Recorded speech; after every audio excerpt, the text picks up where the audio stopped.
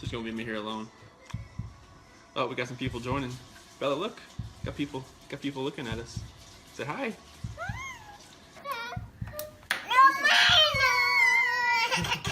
Girls. Oh, CC Girls. Bella. Okay, you want chocolate? No chocolate? If you want chocolate, you just get this bowl. You want this one, bigger one? We're gonna go. I love you too. This is the morning. This is why I love that I thrive. Objectively say that this is perhaps the most inhumane and vicious crime that I have handled out of the thousands of cases that I have seen. And nothing less than a maximum sentence would be appropriate, and anything less than the maximum sentence would depreciate the seriousness of this offense. Deputies, I would respectfully ask that you take this defendant into custody and have him serve the rest of his life in the Department of Corrections. We are in recess. If this stillness holds you, a quiet gesture helps sustain these long-form investigations. Taking a moment to like the video or subscribe allows stories like this to be examined with the time and care they demand, bringing hidden truths into focus, one layer at a time. Tell them you love them. You're welcome. We love you. Say love you. Candy. Oh yeah, shoot, that's in here. I don't want them to really go in the ocean. I mean, Ready, set?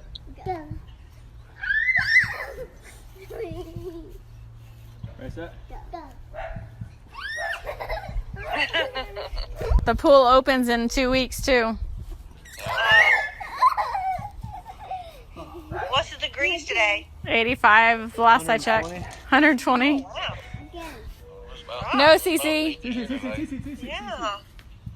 CC, get girl. Oh gosh. Oh my gosh, are you kidding? She can climb that fence. Hey guys, good morning, or I know for Colorado people it's good morning, good afternoon for everybody else. I wanted to come here live because today is the big day for the huge, our cocktail party is tonight where Product X is going to be released. We're super excited. We're heading to the pool right now, and then we have a massage today paid for by Lavelle. Today at 3:30. So Chris and I are super excited. So we're gonna get a massage after we lay by the pool for a little bit and maybe go to the beach again. And then we're going to go to the cocktail party. And we will be live there tonight. I don't wanna be in it. Get lower.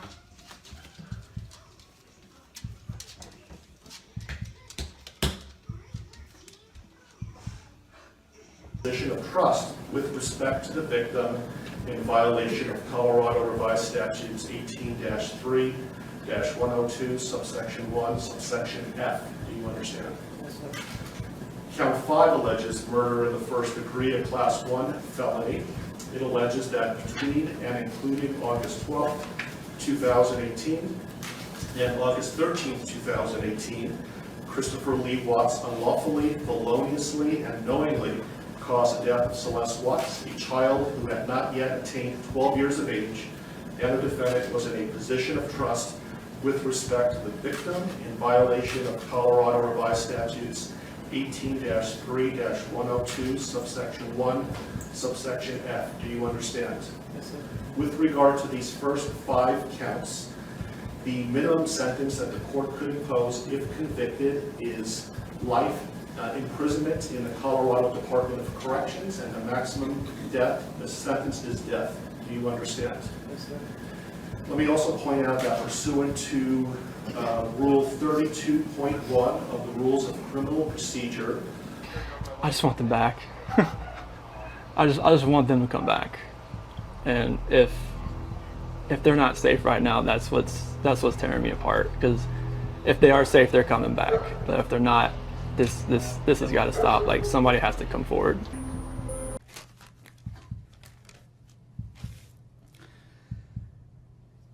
what I'd like to say to the court is that Shannon, Bella, and Nico are loving, caring people. They love life.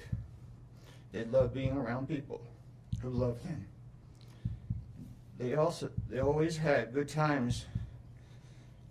This is the first time they went to the beach this year, and they loved it. But God only knows what happened that night. Life will never be the same without Shannon, Bella, and Celeste and Nico. Had all their lives to live. They were taken by a heartless one. This is the heartless one, the evil monster, who dare you take the lives of my daughters Shannon, Bella, Celeste, and Nico. I trusted you to take care of them, not kill them. And they also trusted you. The heartless monster, and then you take them out like trash. You disgust me.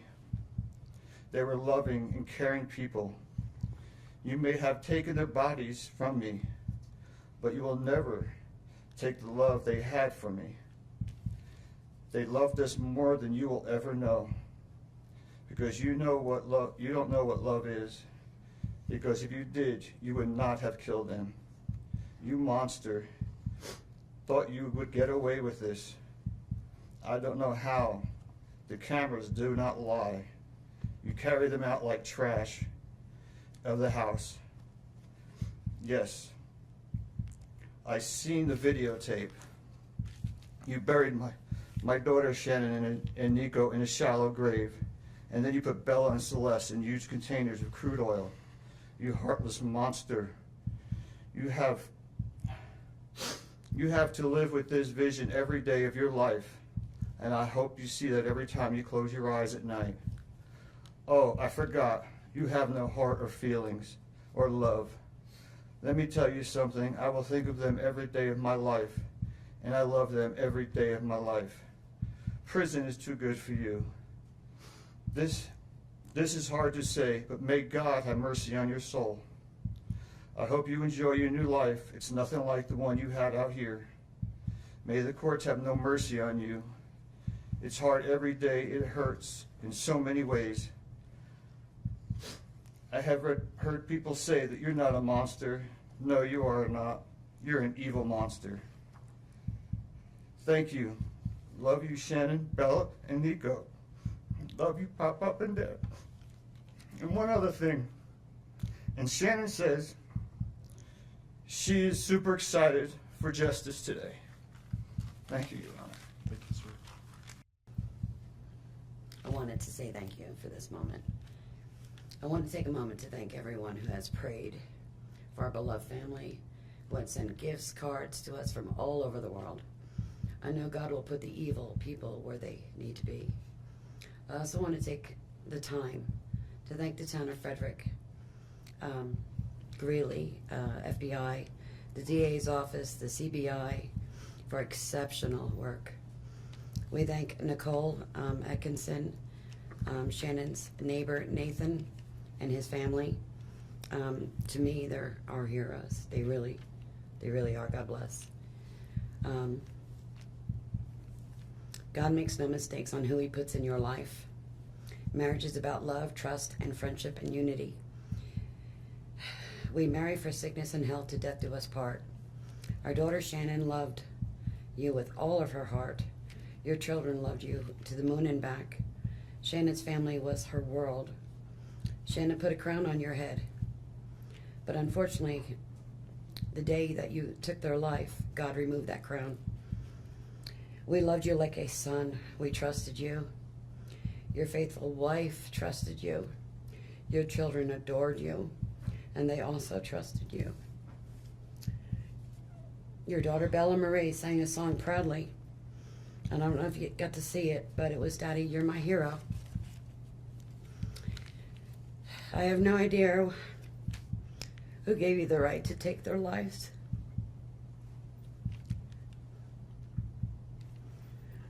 But I know God and his mighty angels were there at that moment to bring them home to paradise. God gives us free will.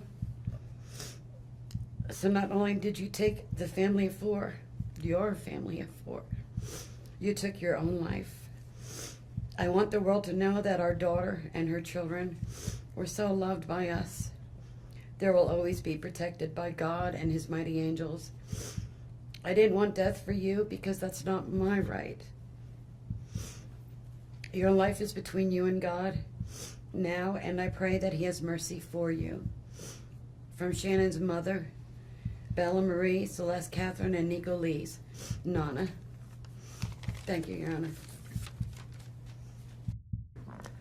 I'm Cindy Watts.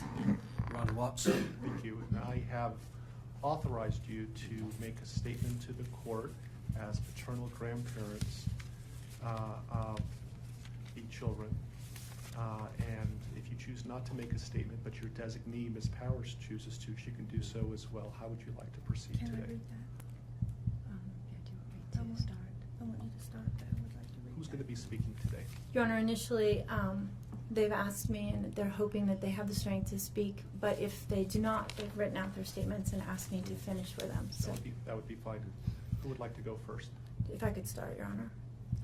On behalf of the Watts, Your Honor, and to the community, we thank you for the opportunity and the recognition under the Victim Bill of Rights.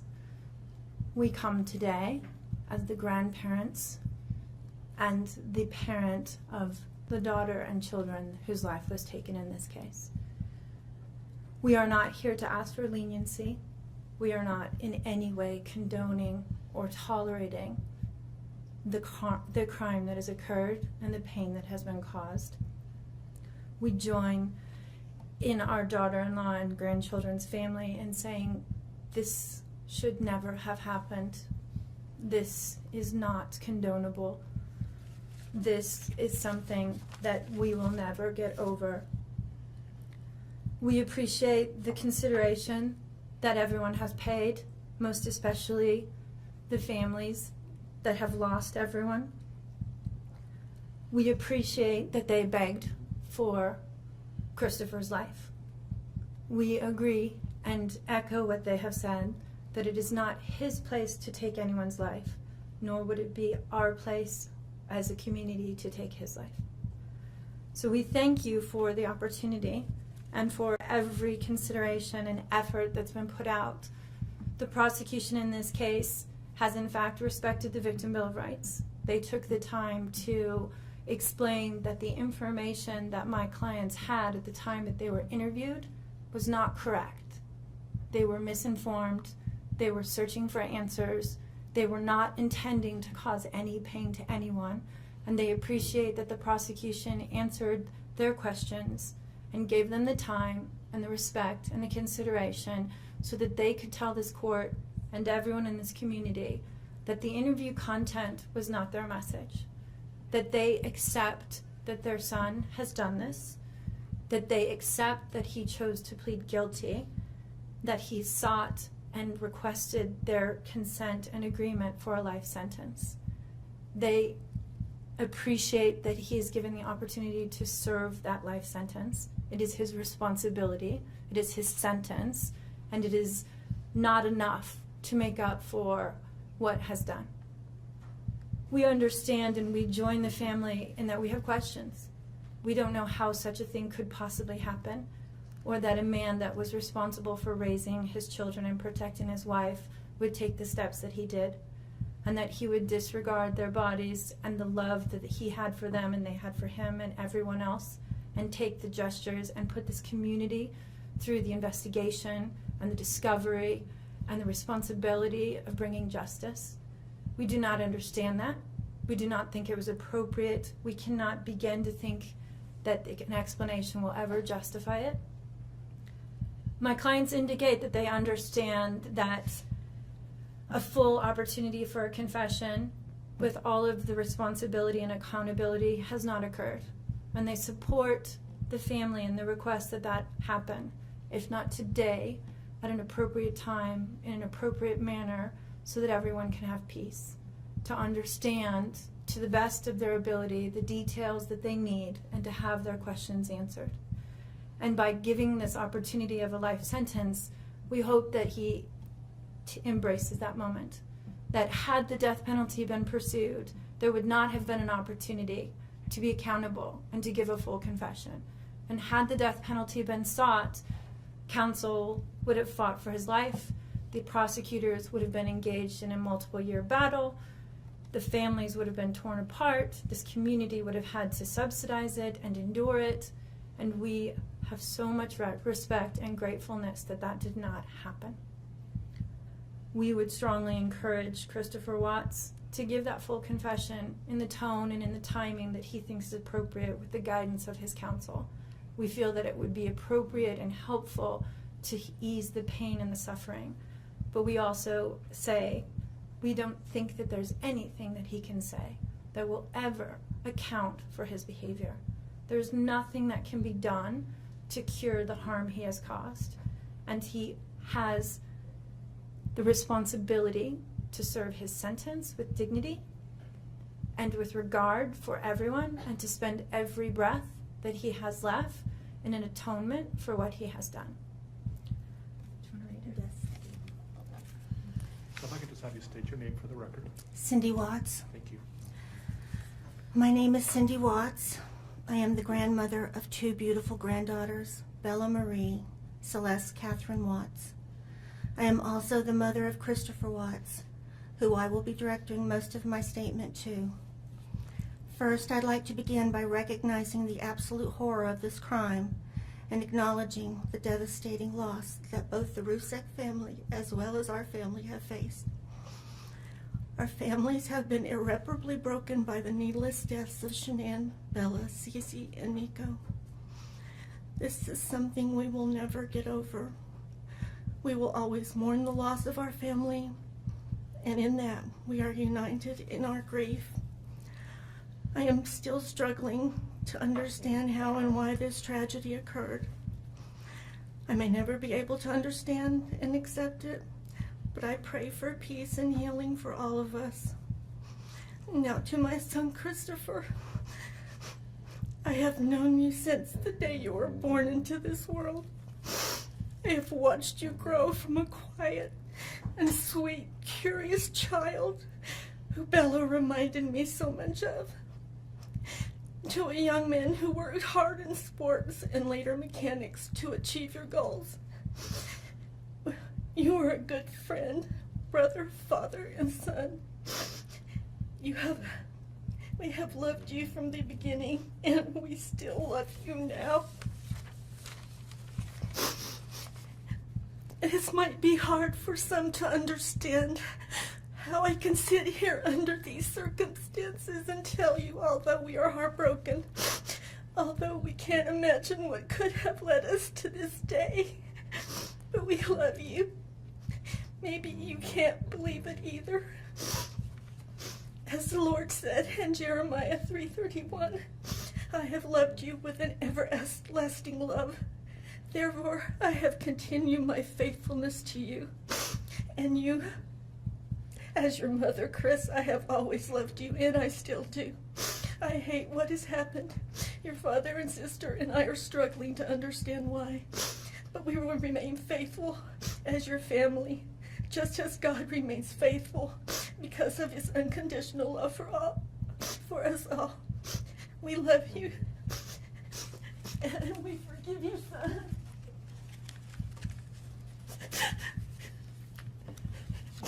Thank you. Judge, if I could read Mr. Watts' statement. Yes. My name is Ronnie Watts, and I am the grandfather of Bella, Celeste, Nico Watts, and I am the father of Shannon. I am the father of Christopher Watts as well. And one of the most important things I've done in my life is to raise my children and to watch as they started their own families. I spent many years coaching Little League and talking to my son, taking him to the races, and sharing my love and knowledge of cars with him. He was just as involved with his girls. I believe he loves his girls. I know he does. This tragedy has impacted my family in so many ways. Beyond losing my precious grandchildren, our beloved daughter-in-law, we are forced to question everything.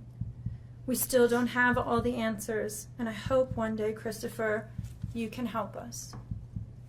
Chris, I want to talk to you as a father and son.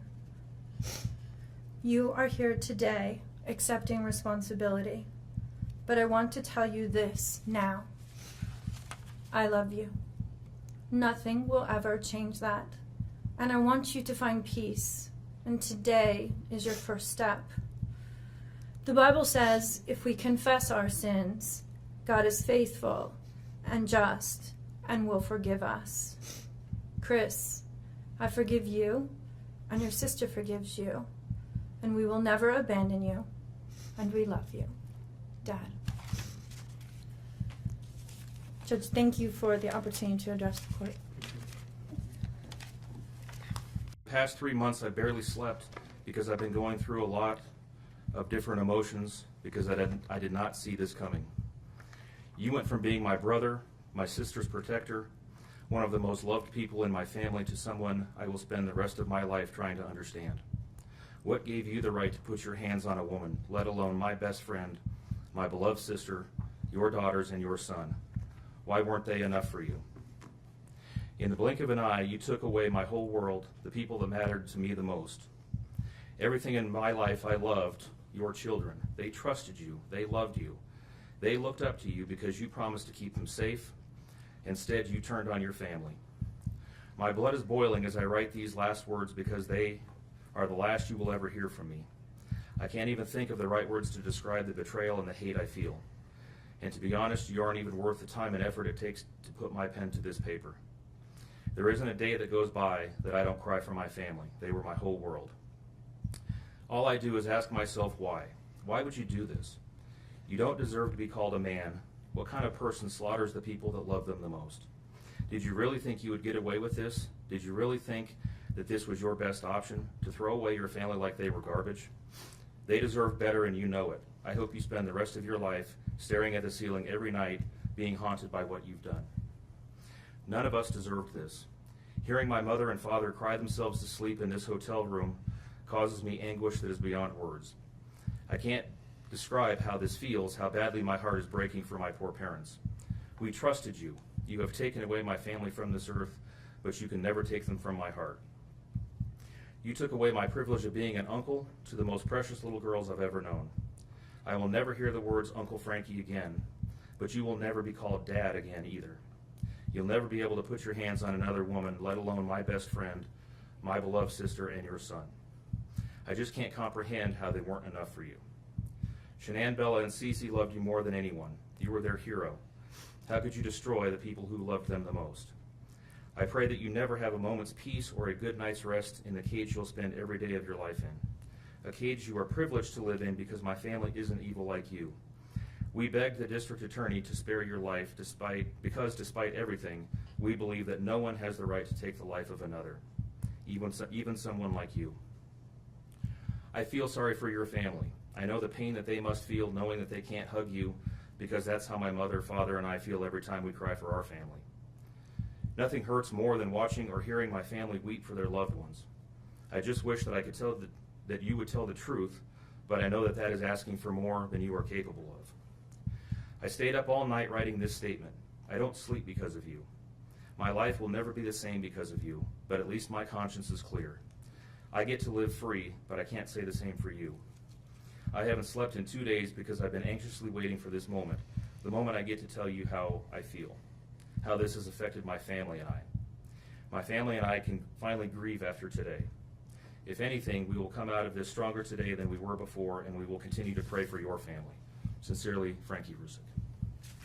Thank you, James.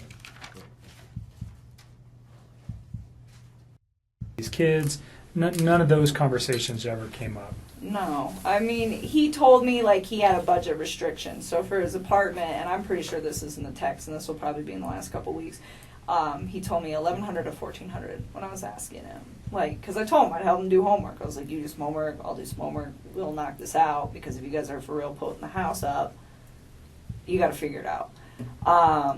And so that was his budget. And I remember asking him, I was like, you sure you don't want to just get like a house And he's like, I never thought about a house. I'm like, yeah, you can rent houses, man. Like, it's a thing. And he's just like, I don't know if I can afford that. And I was like, okay. And I knew that those two had been through some financial trouble. I definitely found out a lot more about that situation in the newspaper recently. Okay, so prior to the newspaper, how did you know he was in financial difficulty? Because when I went to that house, everything in there is very, very, very, very nice. It looks like it all comes with a very expensive price tag. And I didn't say anything to him about it, but I could kind of tell then where I was like just looking at everything like, how do you guys afford this? And then he has that car. I don't even know how much that car costs. But I bet it's what car is that it? Lexus. I'm sure that thing costs like $80,000, but just like money. Like everything just looked like it costs a lot of money in that house. You probably have a decent idea of how much money he makes. Yeah, and it's not enough money to pay for all that. Not even close. Did you have any idea of what Shanann did for a living or how much money she might have made? I mean, I had an idea.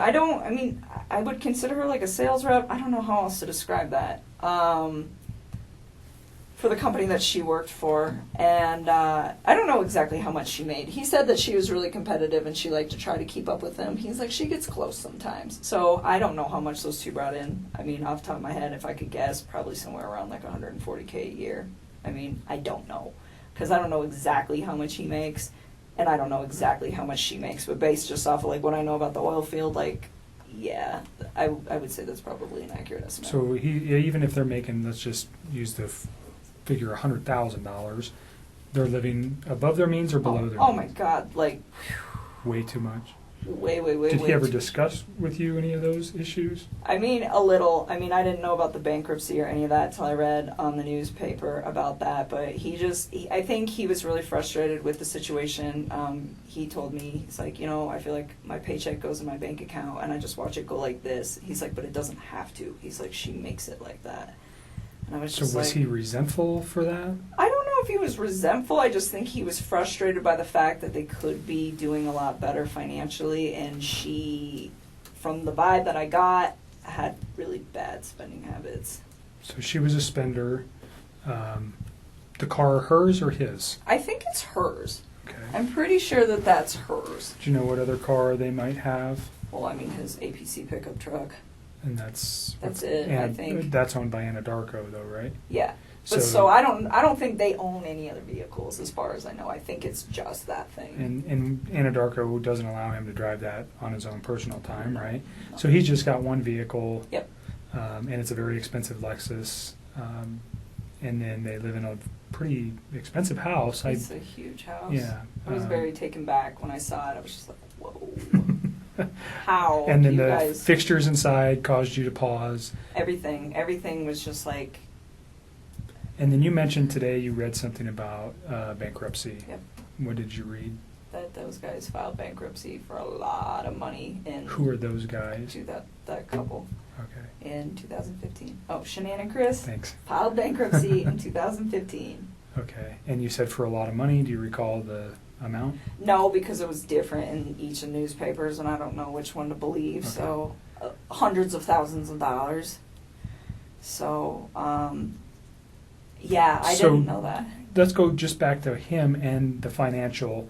He tells you he has a concern enough to at least express something to you that he's frustrated with the way she spends, or he's upset with working so hard and never having any money, and she's kind of the responsible party for spending most of the money.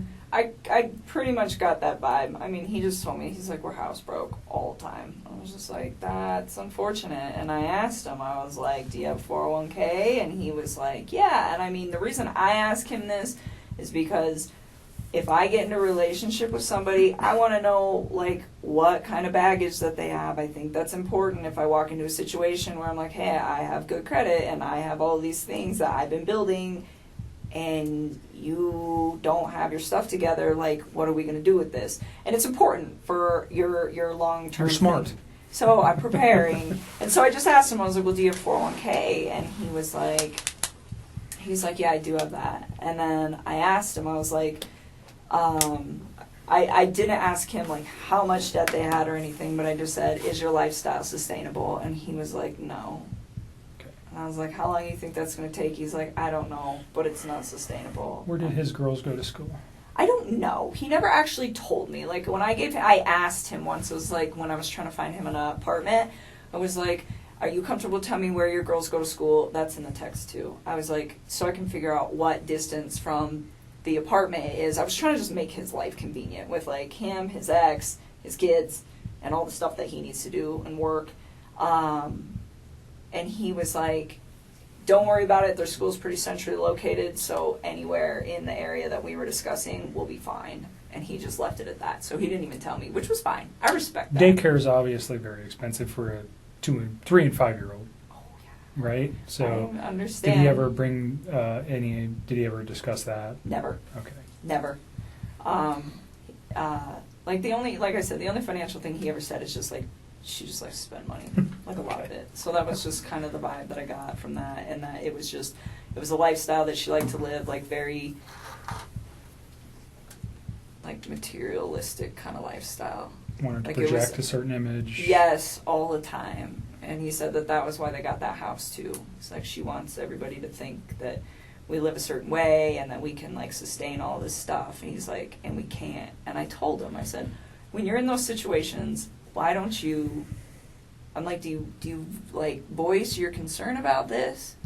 And he told me, he's like, when I try to talk to her, he's like, she's really bossy and she usually shuts me out. And he's like, when she does that, he's like, I just let it go. And I was just like, all right. I mean, I don't try to like interfere with how those two interact. But I did ask about it because I'm just curious, because I would never put myself in a situation where someone was like, you know what, we're going to live in this house that costs like double what we can afford, and that's how it's going to be, because I want everybody to think we're fancy. Because I wouldn't do that. I mean, to me, like, I wouldn't put up with somebody doing that to me. And I'm not saying that that's what she was doing. I mean, for all I know, he could have been completely lying about this. He could be the one spending all the money. Sure. You know? This is just what he told you. Exactly. So, I mean, that's as far as I can interpret it. So I can't be like, well, oh, she needs to do this and she needs to do that. But he voiced his concern where it's just like, financially, I'm in a very bad spot that I don't need to be in, but I'm stuck in. And that was kind of where he was at. So, but I mean, he was never like mean when he talked about her. He was never hostile, like nothing like that. He just, I mean, very calmly like, this is the situation. And I think the only reason that he even provided me with that information is because I asked. Okay. You said something about her being controlling or bossy. That's what he said. Bossy. In like all aspects of their life, or what? Do you know exactly what he meant by that? How that affected him? I think he was just saying when he voices his opinion, it's not her. Is the gist of that, which I thought, from what it sounded like from their separation, from them trying to separate, that was a big deal for him, where he was saying that the reason that they don't really get along anymore is because he feels like he's not heard. He says that he comes home from work and he tries to talk to her and she'll just be like, 1 minute, I'm on the phone. Or she'll like scroll through social media and she like doesn't acknowledge him. And he said that he'd addressed it with her a few times and they're calm. He said they don't really like fight. Like they don't scream and yell.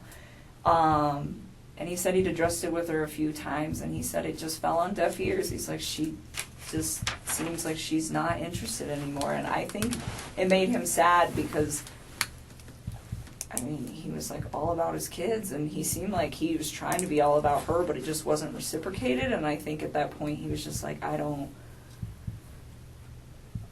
they just kind of like fell apart. Okay. Just kind of drifted apart. Was that your words or his? What? That they fell apart. Those are mine. Okay. Those are mine. He just said that they didn't communicate very well, and it wasn't in a aggressive way. Communicate. It was just the fact that they didn't like communicate at all. They didn't talk. Yeah, they had children, and they was there ever mention that he was trying to resolve or save his marriage for the children's sake? A lot of people talk Yes. about that. Did he Yes. talk about that? I mean, he told me that he believed that the only reason that those two had still been doing it as long as they've been doing it, 'cause he told me that her and him have had communication issues for about 6 years, where she just seems really like detached and uninterested in like trying to like build something with him. And he said, and I said, 6 years is a really long time for you guys to not fix that, considering they were married for what, 8? I mean, that's like the majority of their marriage. And he said, sometimes I think we just do it for the kids or something like that. I mean, it's been a long time since I had Sure. some of these conversations, so I don't know like And verbatim, that's but it was we're trying pretty to much just like, get you to remember some yeah, things. like, but he said it wasn't just him though. He was like, I think she does that too. Okay. You know, I mean, and it was like this equal part where they are just kind of like going through the motions, I think. Mhm.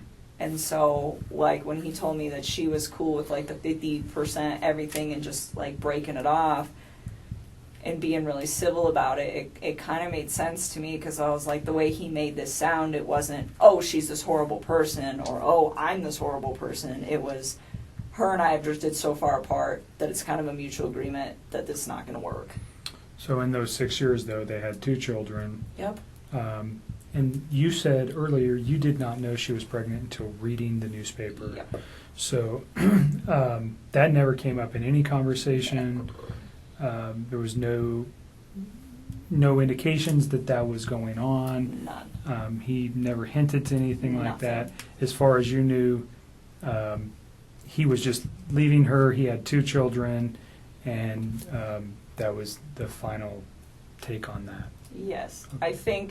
I know why he lied to me. He lied to me because if I'd have known that he had a child on the way, I'd have never wasted my time with him in the first place. Like, none of this would have ever even occurred if he would have just told me the truth. So do you think if he found out that you, if, let's say this week you guys were to go look at some apartments, and this is hypothetical, but you've never found out that his wife was pregnant, would that have changed anything? Like you just said, if I knew his wife was pregnant, I wouldn't be in this picture. So if his wife was not pregnant, and forgive me, but if he takes her out of the picture, you're never going to know that she was pregnant, right? What do you mean takes her out of the picture? Like, If he murdered her, she's out of the picture.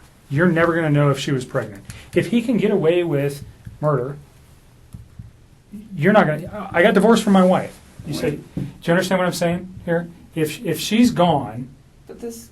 Don't lead. Hypothetically. Please. Yeah. Don't Hypothetically. lead on. If she, Okay.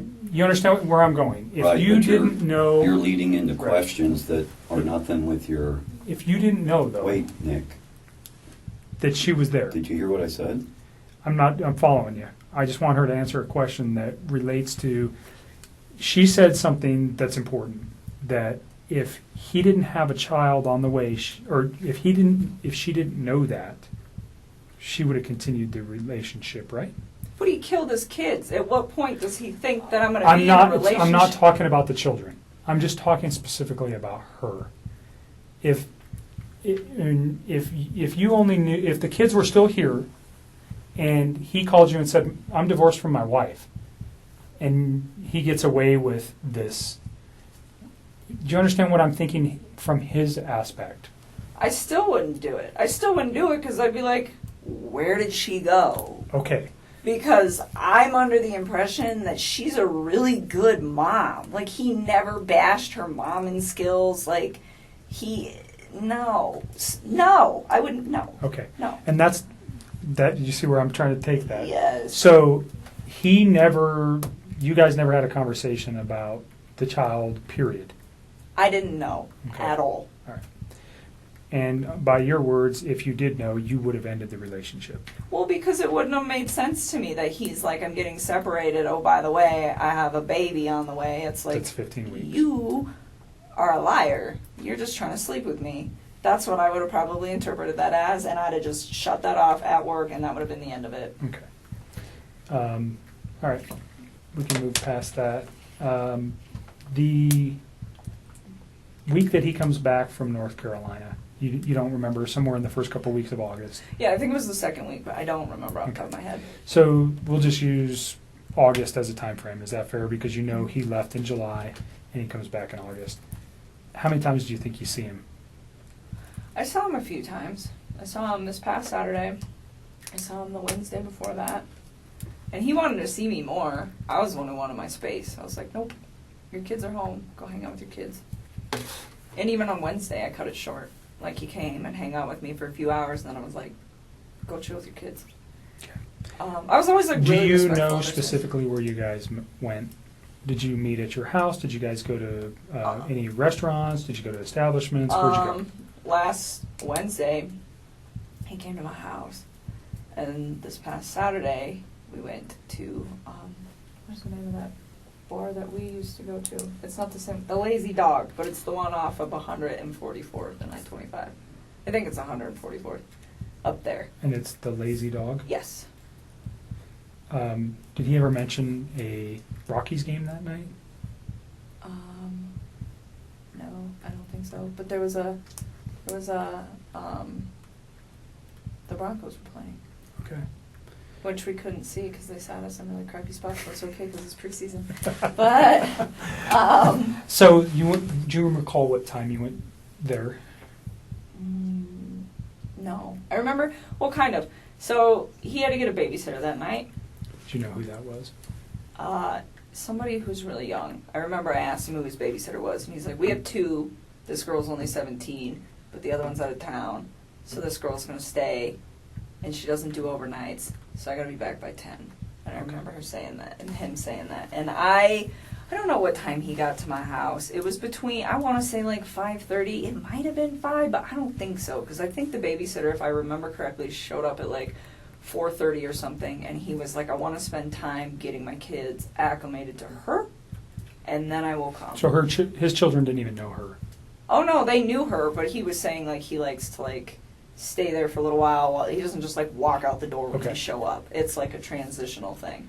And so that's why I'm saying I don't know how long it was. I want to say like 5:30, and then he had to be back by 10, so he left at like 9 something to be back by 10. So he picks you up. What was he driving? No, he didn't pick me up. He came to my house. We drove my truck. Okay. So he gets to your house. You know what he was driving to get to your house? Off the top of my head, I don't remember. I'm pretty sure he usually drives that Lexus, but he doesn't always park it in my complex because the parking, there's not good spaces. So where you guys pick me up at, a lot of times he'll just park out there because there's room. Okay. So that kind of works so that because there's just not a lot of room in my apartment complex. But off the top of my head, I don't know what he was driving. What kind of truck do you drive? I drive a Toyota 4Runner. Okay.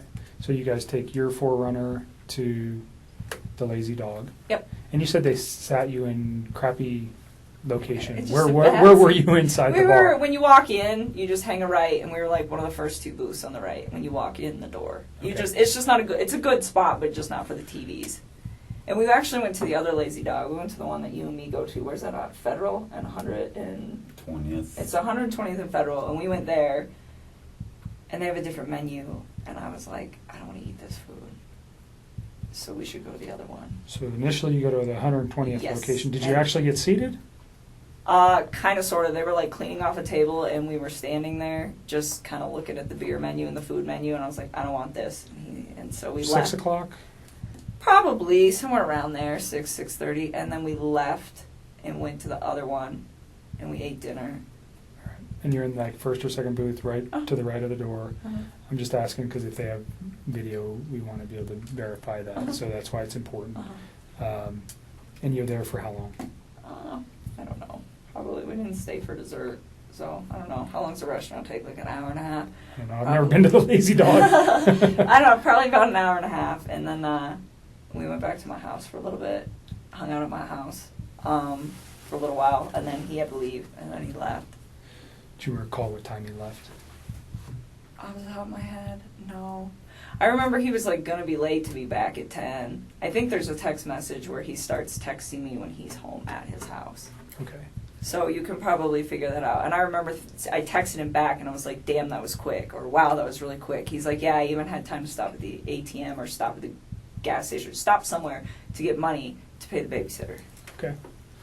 And I was just like thinking like, well, that was really fast.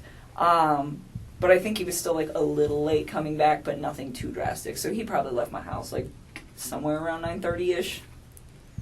All right. And he goes straight home. He texts you. Well, I was already home. Right. No, he texts you. He goes straight home from your house, and he texts you that he's home.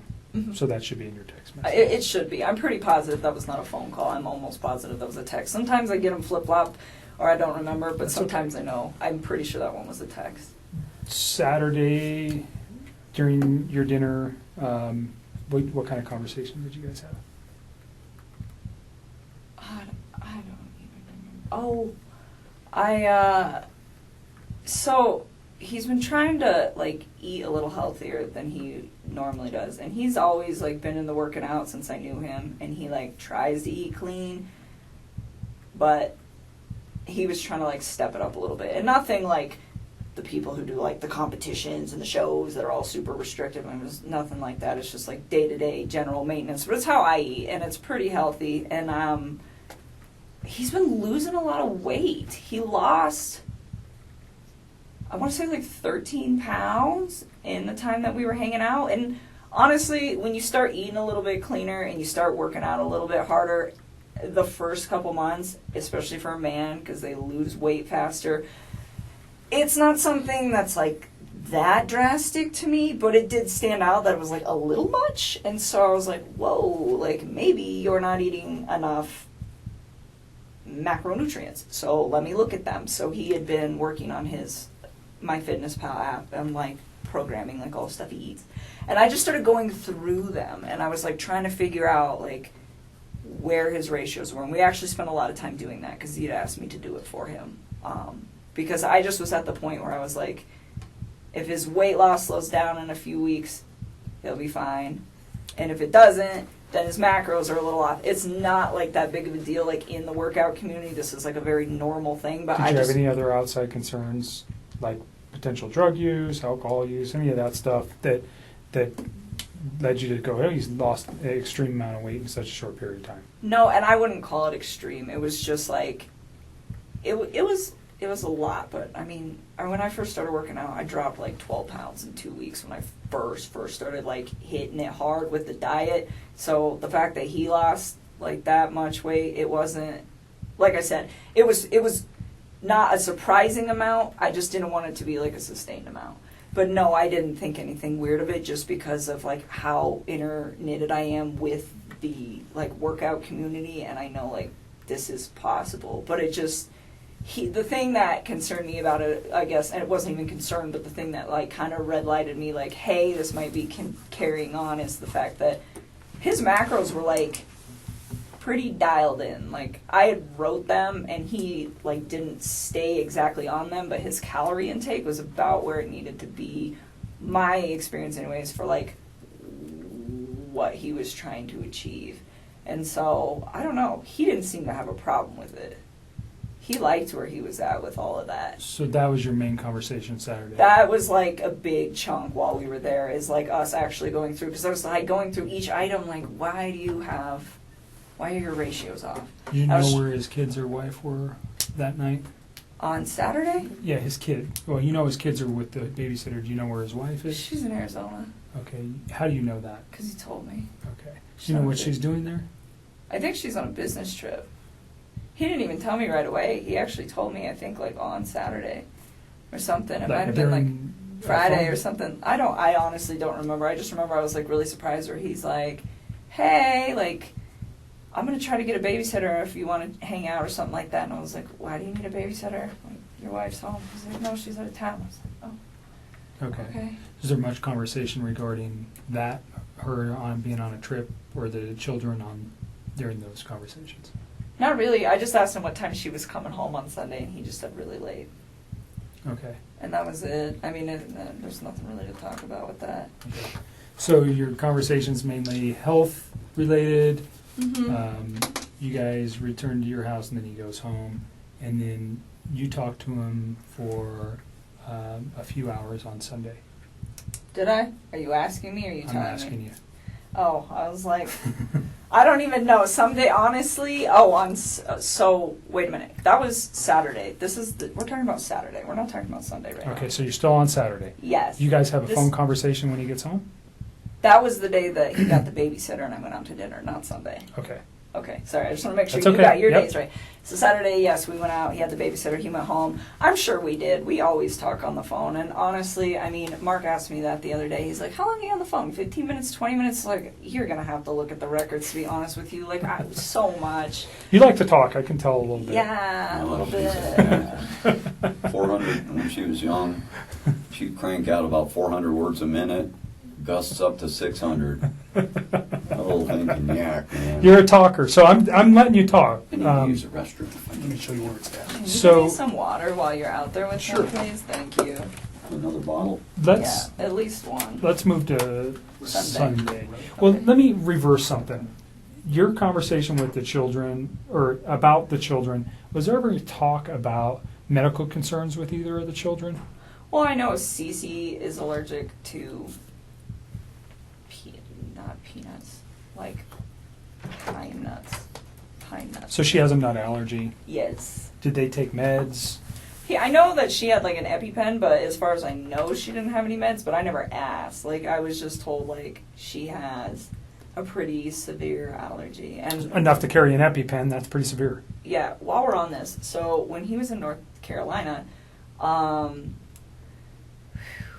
this is all like hearsay now because it's like this is not a conversation. Like, he's telling me this stuff, but who knows exactly what happened. But he went out there to go see his family and her family. And while he was in town, before he went out to North Carolina, I guess his mother had accidentally, like, not exposed her to something with nuts, but had, like, given a product, I think it was like ice cream, to a different kid that could have traces of nuts or something. I don't know. But it was like his daughter was fine, but she was, like, in the range of contamination. And I think his wife was very upset about that. And when he got to North Carolina, he told me that he was supposed to spend like half time with them, half the time with her family, and that was supposed to be what it was. I don't know. But he said that he went to go see his family and they weren't answering the phone for like a day or two before he went out there. And then when he got there was a note on the door that said, son, if you step by, we're at the beach. And they ignored him for like most of the time that he was out there. And His own family? yes, his mom, his dad, and his sister. What's the significance? Do you know why? Yeah, he said, and again, I don't know what is true with this man anymore and what's not, but he told me that, like, leading up to it, I was like, well, why are your folks, like, ignoring you? And I was, like, really concerned about this. Like, every single day he would talk to me when he was out there, and I was like, you talked to your family today? You talked to your family today? Did you talk to your dad? What happened? Did you talk to him? No, I didn't. Or, yeah, I talked to my mom. Well, what'd she say? Are you going to hang out with him? Like, I wanted him to see his people because it's important. Family is an important thing. You know, it just needs to function properly. And, Sure. And so I was like, well, and he was like, well, they're ignoring me. And I was like, what do you think happened? And he was like, I'm not really sure, but I think something was said between my wife and them during that incident. And he's like, because every time that happened nuts. before he got there, yes. And he's like, because every time that I try to I talk about possibly going over there to see if they're home, she gets upset about it. And I was like, okay. And he told me that his mom and his wife did not get along at all. He said that his mom didn't even show up to his wedding because she's like really did not care for Shanann. Okay. So again, I don't know what's true and what's not, but I just know that there was like some tension there. Mm-hmm. And again, like that part is like, I feel like it's almost third party. So that's why it's Sure. like I didn't even Well, but bring it up came from him really. to you, so it's not. It is something that whether it's important or not, we can validate that. I'm sure we will be having some conversations with family. You know, what does it mean? I don't know. But Yeah, I don't know either, but I just know. so like, maybe she, I don't know. well, and then he ended up seeing them on the last like full day that he was there, and they told him supposedly that she had gotten really upset and had screamed and yelled in front of Chris's sister's kids that are very young, and to his mom and to his dad, and said like, "You're never going to see Chris again. You're never going to see me. You're never going to see the babies," and just like threatened them, and then like walked off. And I guess that was the incident that happened prior to him coming out there, and then she didn't tell him about it. Mhm. She just like let it go, and then he just spent all week trying to figure out why his family was like not trying to be involved. Gotcha.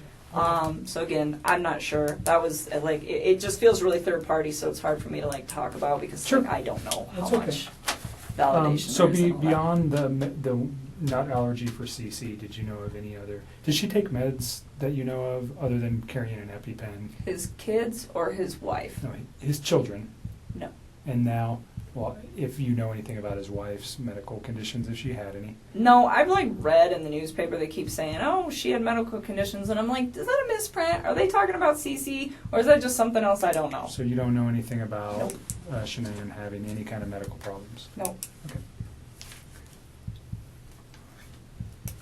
Covered Saturday. So there's a phone call Saturday night, actually, from, it can't be Saturday, it had to be Sunday. I wrote that down quickly. Sunday night. Is there anything else you think, let me just back up, from the Saturday where you guys had a meal at the Lazy Dog to prior for the 6 weeks that you guys were serious? And although your dad's here and I think you're probably pretty comfortable, your relationship with Chris was, can you describe your relationship? I mean, when he was with me, I considered it to be fairly healthy. It was open communication, and it was what I thought was honest, and it was very calm. It was respectful.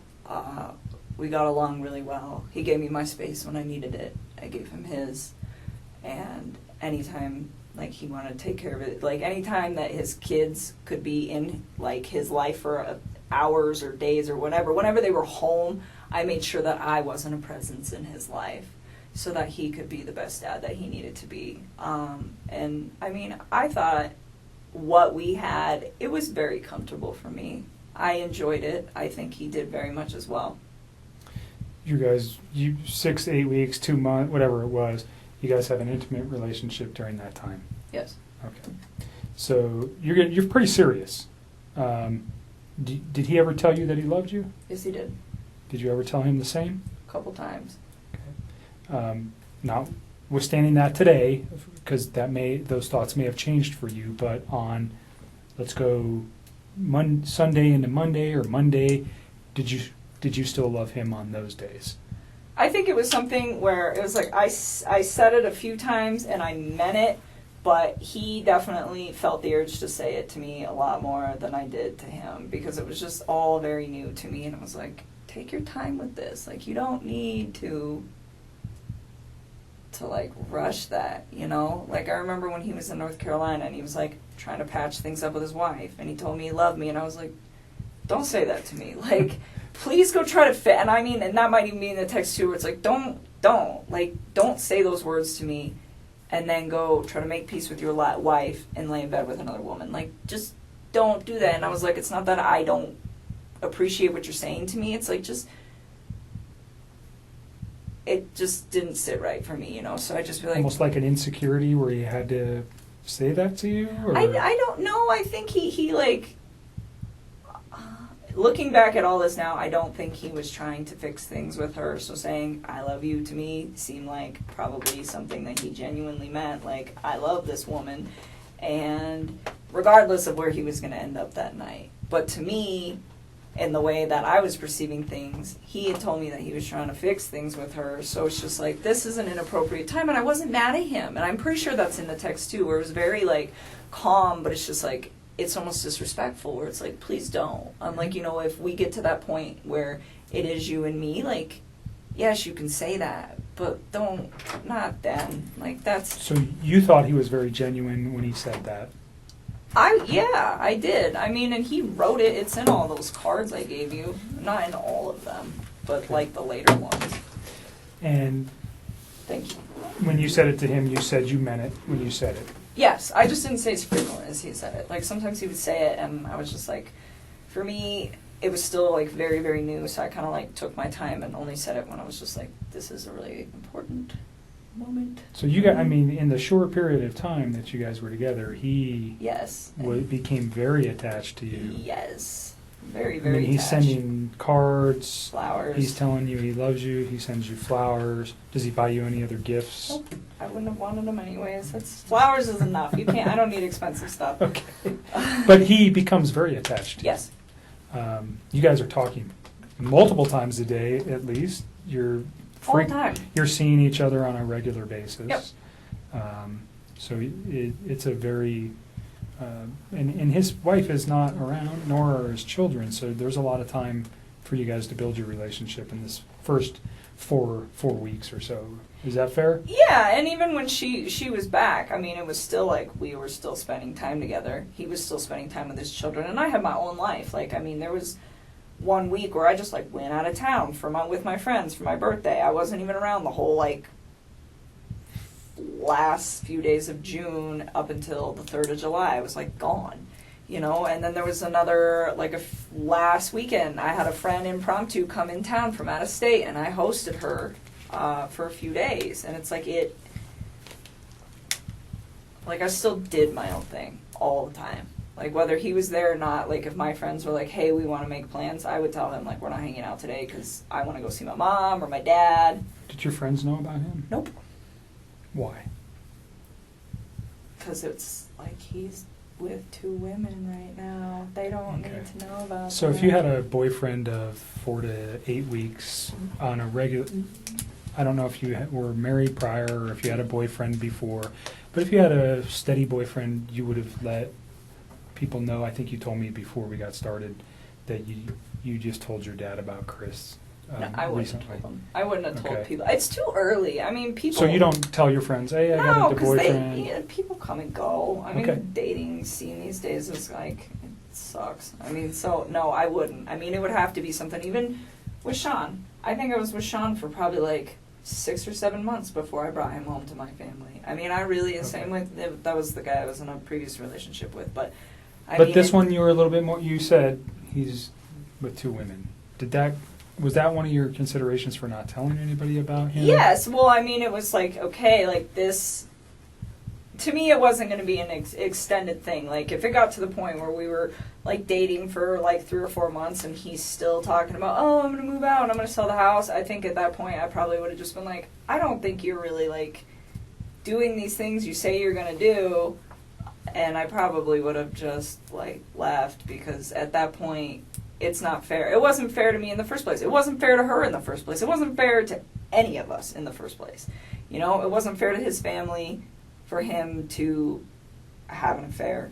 It wasn't fair to me to have him lie to me and make me think that everything is going to plan. And still to this day, I don't even know what's a lie and what's not. I don't even know if they were, like, filing for divorce. I don't know if they were putting the house up. I don't even know anymore what is real and what is not. But what I do know is it's just like, you know, that wasn't fair to me either, because if I'd have known not even all the truth, but like obviously some of it, I wouldn't have even engaged in any of this in the first place. And it just, I mean, and that's the part for me, just like on my personal level, outside of everything that is happening, that is gonna affect me long term. It's like, you know, I'm gonna wake up every day and know that, like, this mom and her unborn child and these 2 little girls are not around anymore, and it breaks my heart. It is so, oh my God. And then I have to think about, like, the consequences of his actions and how they affect everybody else. Like, all of these, her family's impacted. My name is about to be, like, slandered for probably a while. I don't know how long that's going to take to heal, but I would not be surprised if it's going to be hard to go out in public sometimes for a couple of years. And that really hurts me. I'm just like, this is a horrible, horrible thing. Like, how dare you, you know? And people aren't going to understand that. You know, they're going to say, oh, you know, you're the woman that had an affair with this man who took out his whole family. And I take a step back and it's just like, No! Like,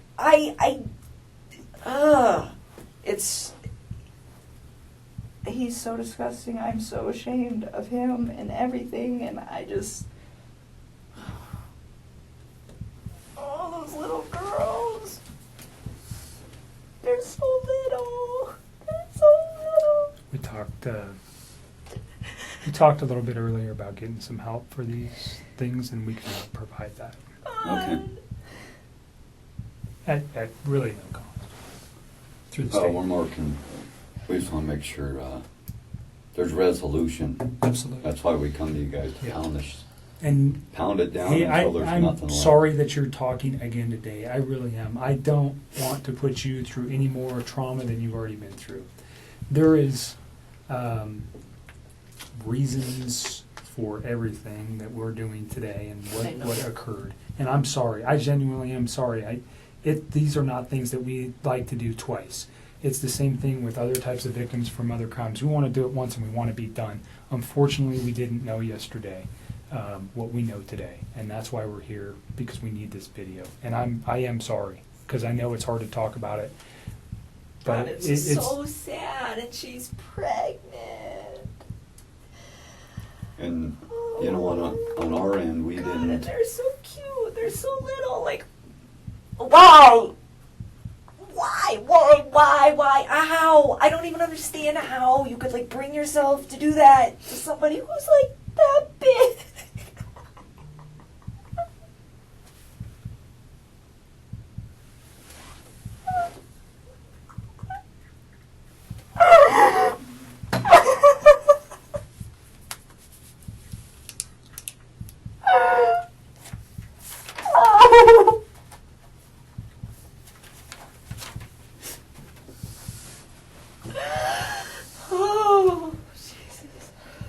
Take a minute.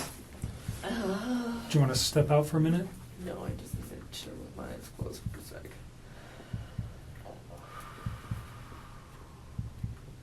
I still cannot believe this is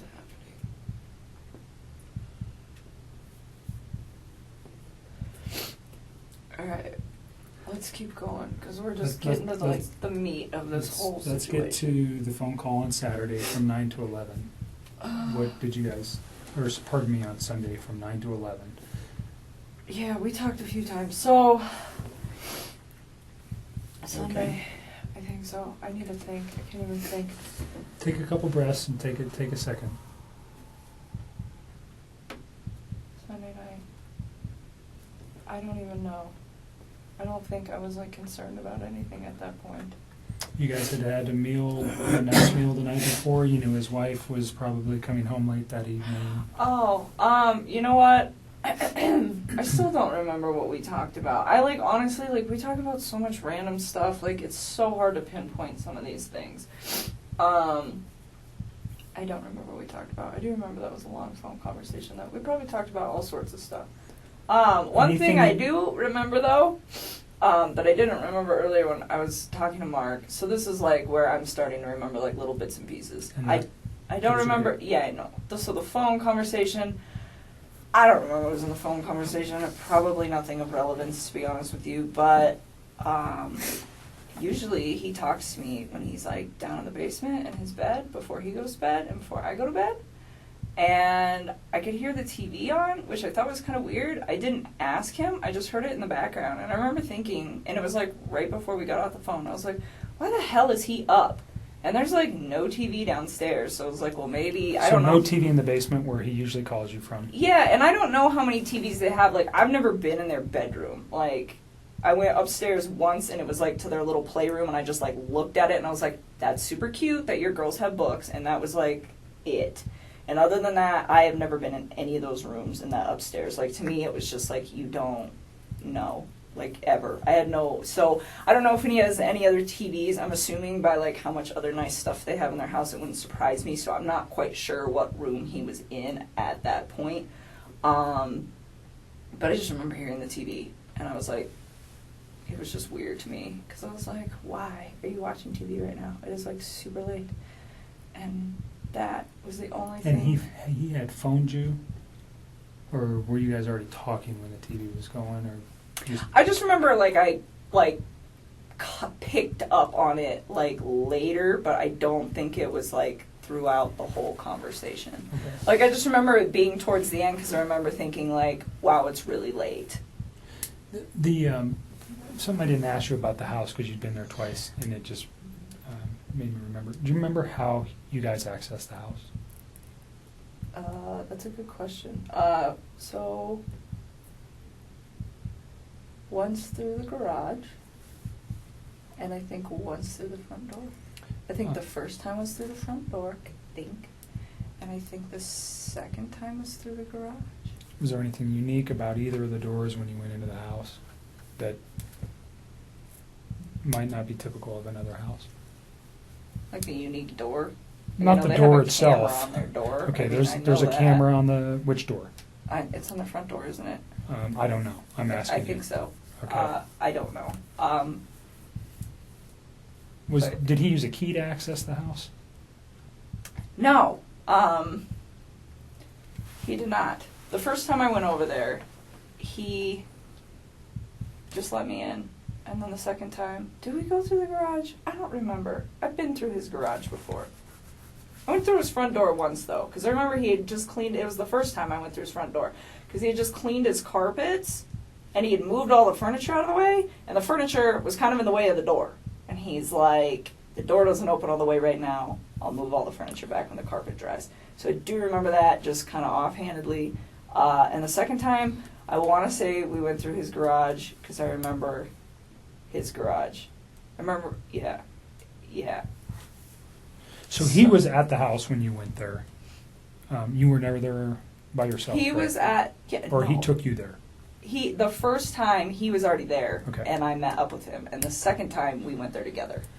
So the front door, I asked if he had used a key. He let me in. Okay. So there's a, those keypads where you can enter an access code. Do you remember seeing that on his door? Like, I want to say vaguely, but to be honest with you, I don't remember. Like, he let me in that day. That So was he never so gave long you ago. he never gave you the code to access his home? No. Okay. Not at all. You talked about a security system. There was a camera on the front door. Was that just like what a Ring doorbell is that goes to your phone? I don't even know what it looked like. I only Okay. know that it existed either because A, I wasn't paying attention the first time I was over there, but B, because of all the stuff that's going on right now. That's the only reason I know Okay. it's in Did you remember existence. seeing any cameras anywhere in the house? No. Okay. Did he ever tell you about the alarm system or give you an access code to the alarm system? No. I wouldn't have asked for that. I wouldn't have wanted that anyways. Sorry to regress to that. No, you're Go okay. back to the phone call, or where you noticed the television in the background of the phone call. Yeah. So I didn't know what room he was in, but I was just like, I just thought it was weird. Because he's always like, before I go to bed and I lay down, he's always like kind of trying to do the same thing. We just talk. It's like a really chill thing till one of us is about to pass out, and then that's like the end of it. But it was strange because I was like, the TV's on. I remember I was thinking, I was like, maybe he's waiting up for her. And then I was like, maybe not. I didn't know. It wasn't something that like alerted me. It was just different from his Out of standard character for him. operating procedure. Because whether his wife is home or she's gone, he's always got kind of like the standard op when he calls me. So that's why it was kind of like unique. Okay. Because it doesn't really fluctuate when she's there and when she's not there. He's pretty like free reign with what he does. So anything important that you recall during that conversation about the children, about his wife, about what he was doing the next day, what he had planned, anything like that? Did he tell you any of that information? I remember he told me he had to go to the field and not to the office on Monday morning. Okay. Did he specifically say where he needed to go on Monday morning? No, I don't ask him for those sites. There's like, Anadarko's got like thousands of sites. If he were to tell me, I wouldn't even They're know. just like random numbers and stuff, right? Well, he told me, he said, I got to go to a site. I got to go check out like a valve or something where they think that they had a release. Something like that. Did he mention the town or anywhere? No. He just told me that that's what he had to go do. He's Okay. like, he was like, I won't see you in the office in the morning. Because I see him, but I don't actually like talk to him. Like I will go in the cafeteria, I will put my lunch in the fridge, and him and his whole team are sitting in there, and I don't talk to any of them. I just walk out. But anyways, yeah, he's like, so I won't see you, I'm going to the field, which is not an uncommon thing for the ops guys to, like, just go straight to the field. Like, it happens. Like, typically they go to the office, I would say, like, 3 or 4 days a week, but there are days where him and his other team members are not there. Or, like, I'll get in there and some days the cafeteria is packed and they're all there. Okay. And other days I get in there and there's only, like, 3 or 4 of them. So it didn't cause you any concern that he said, No. I'm going to the field on Monday, I won't see you. That wasn't... No. That's happened before. Yeah, I mean, It wasn't something, I mean, and it's not just him, it's like that whole team. Like, you can just tell when they've got, like, a lot going on, because I'll walk in and there'll be, like, 2 of them, as opposed to, like, 6 or 7. Do you know what he did Sunday during the day? I don't even know what I did on Sunday during the day. I am so tired. Let me just think about this. Daniel came over Friday, I hung out with him Saturday, and then Sunday... When did Jim come in? Monday. Huh. Jim got here Monday. What did I do on Sunday? I am, like, drawing a blank. I'm really tired. I don't know. Can I get back to you on that? Did you guys have any conversations on Saturday night during your meal, what he might be doing on Sunday?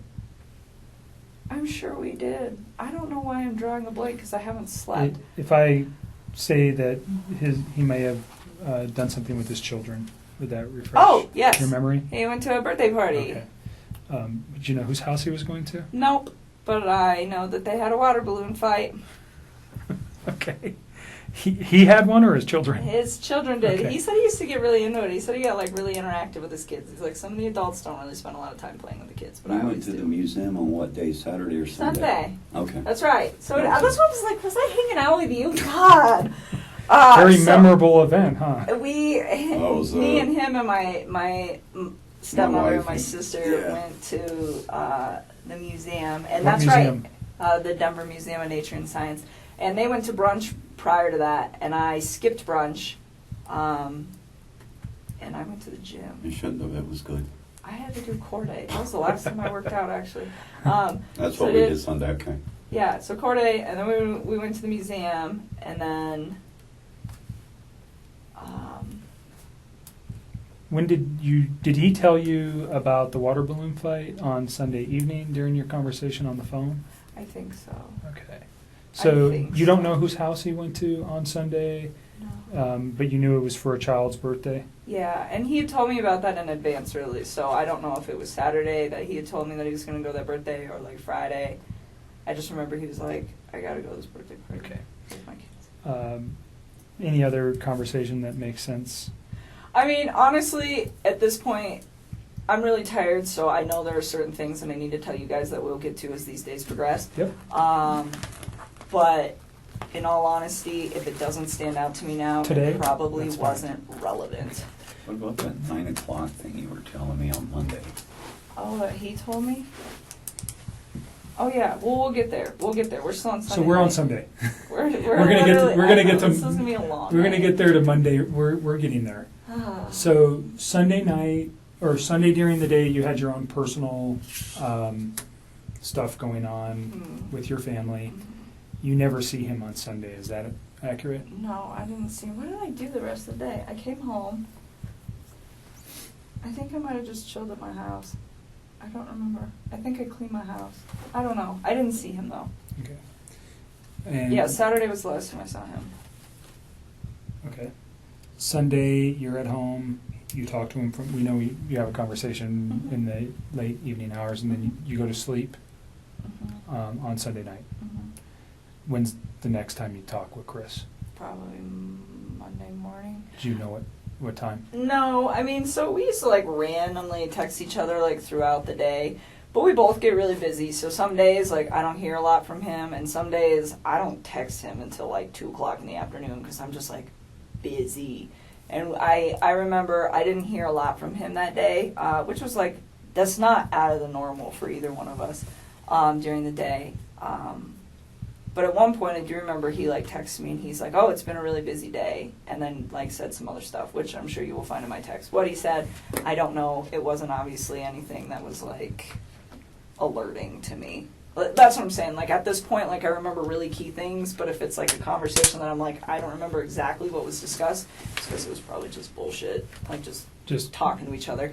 Yeah. Small talk stuff. Yeah. But I remember he was busy that day, and we didn't talk that much. And then I clocked out at 3 is what my time card says. That's what I was showing Mark the other day.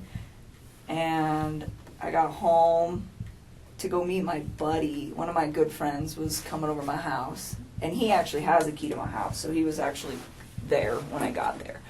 And who's that? My friend Jim. And so Jim came over, and I got home. He was there. He had like just walked in the door, and I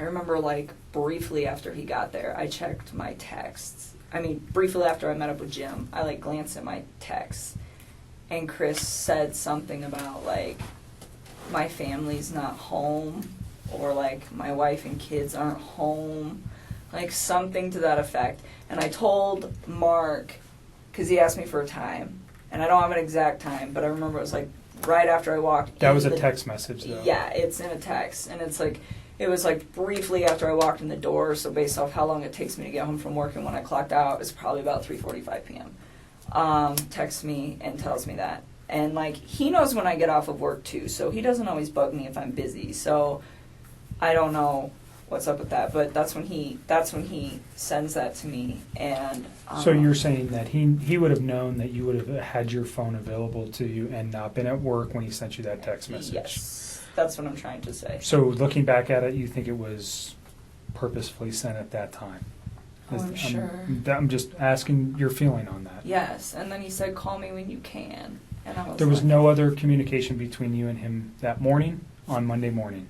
well, at all? there was, but it was like random, like... But nothing about this event? No. About, like, my wife's missing, or... No. Anything? Nothing. Okay. Nothing. And you knew he wasn't coming to the office because he had told you that Sunday night? Yeah, and then he goes, and so, like, they're only in the office for the morning. Like, Right. some days it's longer than others, but I would say by a maximum of 7:30 every single morning, they're all gone. And they don't come back unless they have, like, a meeting or something that they have to attend. So, like, not seeing him for the rest of the day is not, like, an unnormal thing. Okay. Like, but like I'm saying, like, we don't really, the only reason we interact was kind of, like, by an off-chance thing. Like, I don't work with him. Mm-hmm. So he, yeah, we talked like randomly throughout the day, but it was really sporadic, and he seemed pretty busy, so we didn't talk too much. Like I said, didn't put too much thought into it. It happens all the time. Waited till about 3:45, then sent that text to me, and yes, he does know that I will be home at that point, or getting home. Did you give Mark Jim's information? No, I would really not like to involve him in this. Okay. He does not know about this. He was not, he doesn't know any of this is occurring. Okay. Like, I was So literally he knows, certainly through the media, that something's occurred. Yeah, he's with Chris. Out of town. He's probably has Okay. no idea. He doesn't know Okay. who Chris is. Like, he's not, I do not know. So he's just a friend of yours. Yes.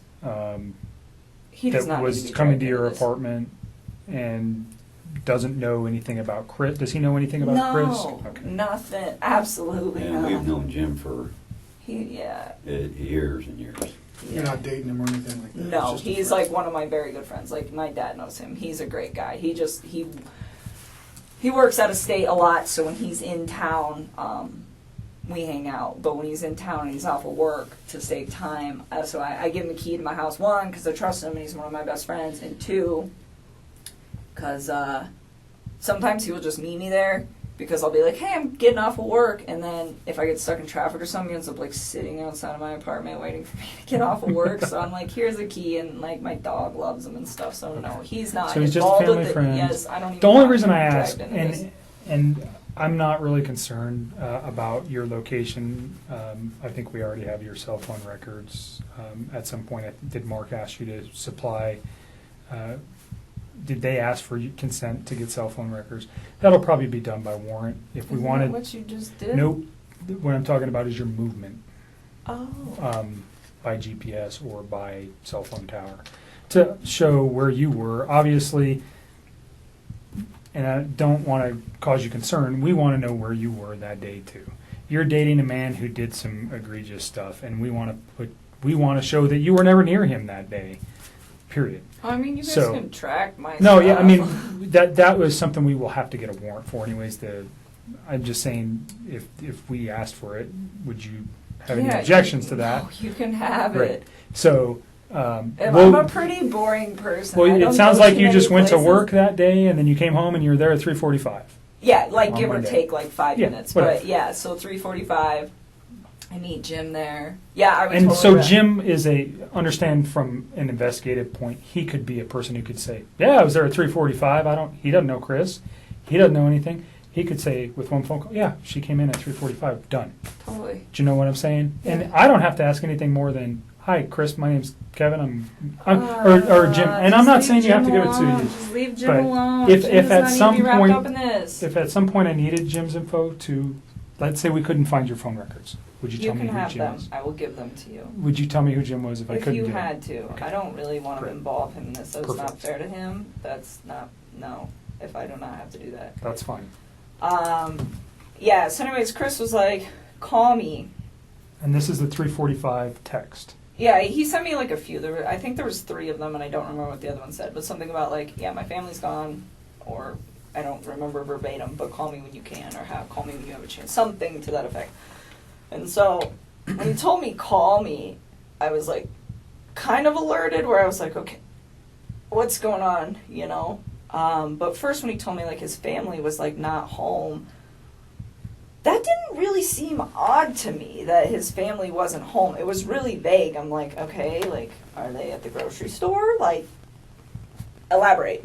And so, you know, and then, but he says, call me like it's like an emergency, but then just says that they're not there. And so I'm like really like floored by that. Well, not like floored, but just kind of like, he says, call me, so I'm concerned. And then he's really vague, so I'm like, maybe he just wants to talk to me. I don't know. I think it took me a little while to like really process the severity of the situation, just because this is not something that you expect to see every day, and the way that he talked to me made me believe that this is not what was going on at all. Okay, so you make a phone call to him and you guys have a conversation. I did. I stepped outside. This is 3:45. Ish. I mean, well, like, I think I actually interacted with Jim for, like, probably a good 15 or 20 minutes. I mean, he's my guest. He's in my house. So I don't think I called him right away. But, like, I mean, I'm trying to balance the fact that I have my friend here, and then Chris is saying that something needs to be addressed. But to me, it didn't sound like an emergency. I mean, it's all the time. Like, people aren't home right now. You know, so it just... It wasn't like, oh my God, I have to take this call. It didn't register as being critical. No. I mean, it was the way he said it. And I was like, okay. So I remember hanging out with Jim for a while, and then I stepped outside and I made a call, like, out on my back patio. And I called him. And he didn't answer the phone. And then he texted me back. Oh, no. Did he answer the phone? I don't remember. I think he missed my call, and then he called me back.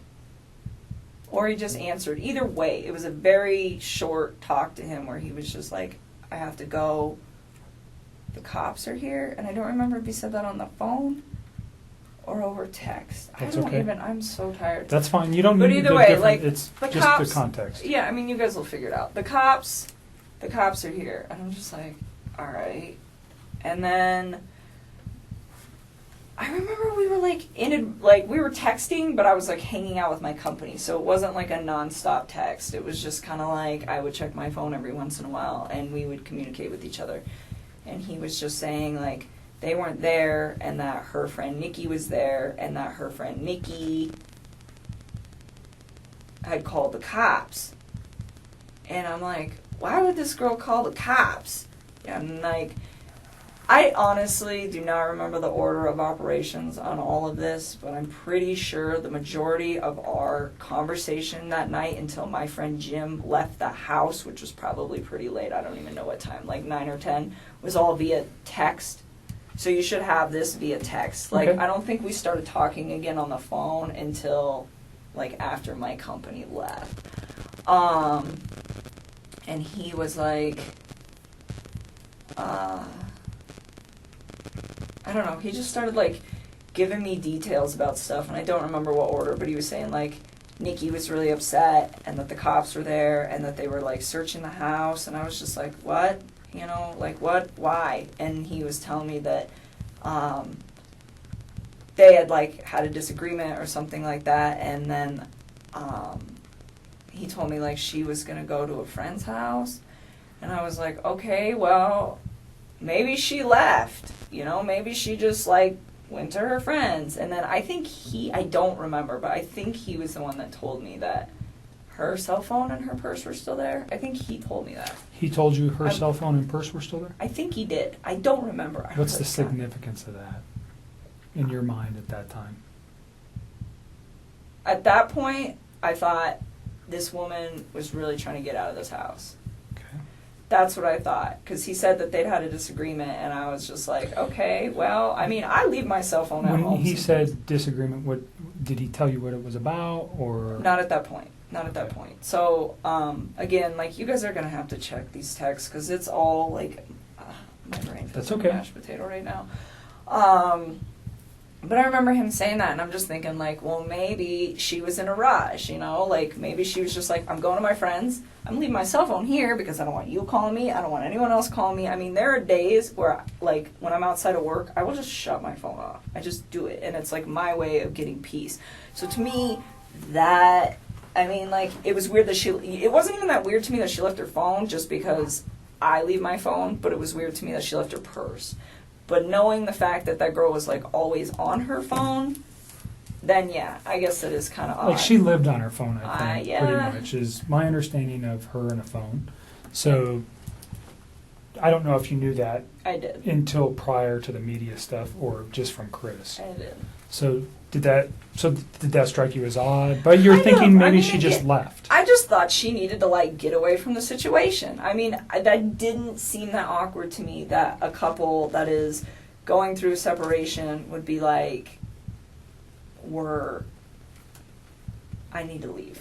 I just need some space. Like, it didn't even, like, process. I was like, okay, like, give her some space, you know? And on that note, too, when he was in, we're going to jump back for just a second. It's okay. I had a thought. So when he was coming back from North Carolina, that was when he officially told me we're going to get a divorce and we're going to put the house up for sale. Like, he told me they were separating and they were, like, going to put the house up for sale, but they hadn't done it yet. And then when he got back from North Carolina, that was when he was like, it was like a sealed deal. Okay. And the reason that is of significance is because at some point over the weekend, I don't remember when, he told me that they were putting the house up. I don't know if it was they were putting it up on Monday, like the day they went missing, or if it was that they were calling the realtor to verify some stuff so they could put it up that week. Like, I don't quite remember. I just remember, like, the house was supposed to be, like, on the market, like, that week.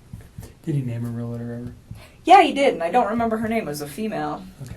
And I don't remember her name, like, That's at all. I was trying to think of that for you guys not too long Is ago. that the company? Do you got the company name? No, he never gave me that. He, like, gave me her name, and it was the same name twice. He gave it to me once when he was in North Carolina, and then once the other time. Because I remember asking, I was like, who's that? Because he's like, I'm going to have her call so-and-so today and make sure everything's still good to go. And I was like, who's that? He's like, the realtor. It's like, oh. Or not today, but, like, if it ever comes to your Monday. mind, just... Yeah, I give me a doubt voicemail, it. That give was me a such call. a... Yeah. I will try. I don't Lots of remember names. what it was. It's fine. It's not that critical. That person may come forward to us anyways, perhaps. So don't worry about it. Let's go back to the phone calls on Monday afternoon. Yeah, so he's, like, texting me a lot of this information, and I'm starting to kind of freak out. And it's not like I'm freaked out like, oh, she got murdered. I mean, that is not what I thought. It's like, okay, like, the way I looked at this, like, apparently his wife had been gone since midday, was when she got, like, reported missing. I didn't know that. Like, the way I looked at this, it was, I got home from work just now. I mean, he didn't say that, but I interpreted, I just got home from work. And my family is not here. So when we're texting for, like, a few hours, like, the cop thing was kind of weird. But he's like, Nikki insisted they call the cops. Nikki insisted they call the cops. And I'm like, okay, you know, and I'm just trying to figure out, well, like, what role does this woman play in this situation? Like, is she... Did you know who she was? No, I don't know any of his people. Like, this has been pretty, like, tight wrap for a while, which is probably a really good thing. But anyways, I didn't know like who she was, and so like I started asking him. I was like, well, where do you think your wife is at? And he's like, I think she'll be back tonight. Like, I think she's like out with somebody. And he was telling me that they had a disagreement. So I was like, well, I remember telling him, I was like, you should make sure that you have a, wait a minute. No. So all that happened, and then it starts getting kind of laid out. And I remember we talked for text for a while and part of this conversation, and then it moved to the phone. And I remember telling him, because he was like, I think she'll just be back tomorrow. I think she's just going to be gone for the night, like with a friend, you know? And Did like, he name the friend? No, he didn't. And like, because I don't think, he made it sound like he didn't know like what friend's house she would be at. And I remember talking to him, and I was like, well, maybe it's that Nikki girl. And he's like, well, Nikki called the cops, so why would she be at Nikki's house? I'm like, I don't know, kind of throws her off the trail of where she's at, you know? And it's like, it sounds kind of weird, but it's like, he really made this sound like this woman was just like upset, left the house, and that was probably what he thought happened to her. And so I didn't really put too much like... Did he tell you the kids were missing as well? Yes, with her? I knew. Okay. I mean, which made sense to me, because I was like, well, if you were at work all day... I mean, he didn't tell me he got home early. He didn't say that to me. So, I mean, it made sense. Like, if she's going to leave, they should probably go with her. And so, I don't know. I feel like I wish I should have, like, processed all of this earlier, but I just don't feel like... When one of my friends is gone, I'm like, oh my God, they got murdered. We should address this. Like, I haven't heard from them in 4 hours. It's not a typical thought when somebody just checks out for a day. No. So it got late at night, and like, I remember telling him, I was like, he's like, I think she'll be back tomorrow. And he was going to go into work, and I told him not to. I was like, you need to stay home, and you need to help the cops. I'm like, and you need to wait for her to come back. And he's like telling me like, well, what if like she comes back and she sees my truck? And I was like, you know what I would do? I was like, I would ask one of your good friends who's off of work tomorrow to come over this house and hang out with you while you're here. I was like, and go park your truck down the street. I was like, so she's upset at you and she wants to come back. I was like, but she doesn't want to be here if you're here maybe. I was like, if she comes back, I was like, and she doesn't see your truck, maybe she'd be more willing to come in the house. I'm like, you know, I'm like, but don't be alone with her. I was like, because if she's upset enough to leave, I was like, you don't know what kind of confrontation you're going to have when you get back in the house. And I was like, so that's why you should have a friend there so that you're not alone with her. And I was like, and if for some reason you are alone with her, I told him, I was like, I really thought she just left. I did. I was like, get your phone, put it on video, and put it in your pocket. And I was like, and just zip it up. And he's like, why? And I told him, I was like, because you can voice record. I was like, so if she comes home, I was like, and you two are still like, you know, if there's some choice words being said, because you guys obviously got into like something that's, you know, early Did he in the ever morning. articulate what their argument was He did, about? and I will get there. But, you know, I told him, like, just be prepared. You know, because at this point, like, it wasn't like I was, like, trying to make her to be a bad person. It was just, like, I didn't know what was going on. I assumed that she had left. So I was like, well, when you get back, because I knew that they were going through a divorce, it was like, just cover your bases, you know, try not to be alone. And if you are, just record what you guys are talking about. So, like, at the end of the day, like, nothing bad happens to you, you know? And, like, that was kind of how I processed that whole situation. And so, he was like, all right. And then, she didn't come home that night. That was Monday night, right? Yes.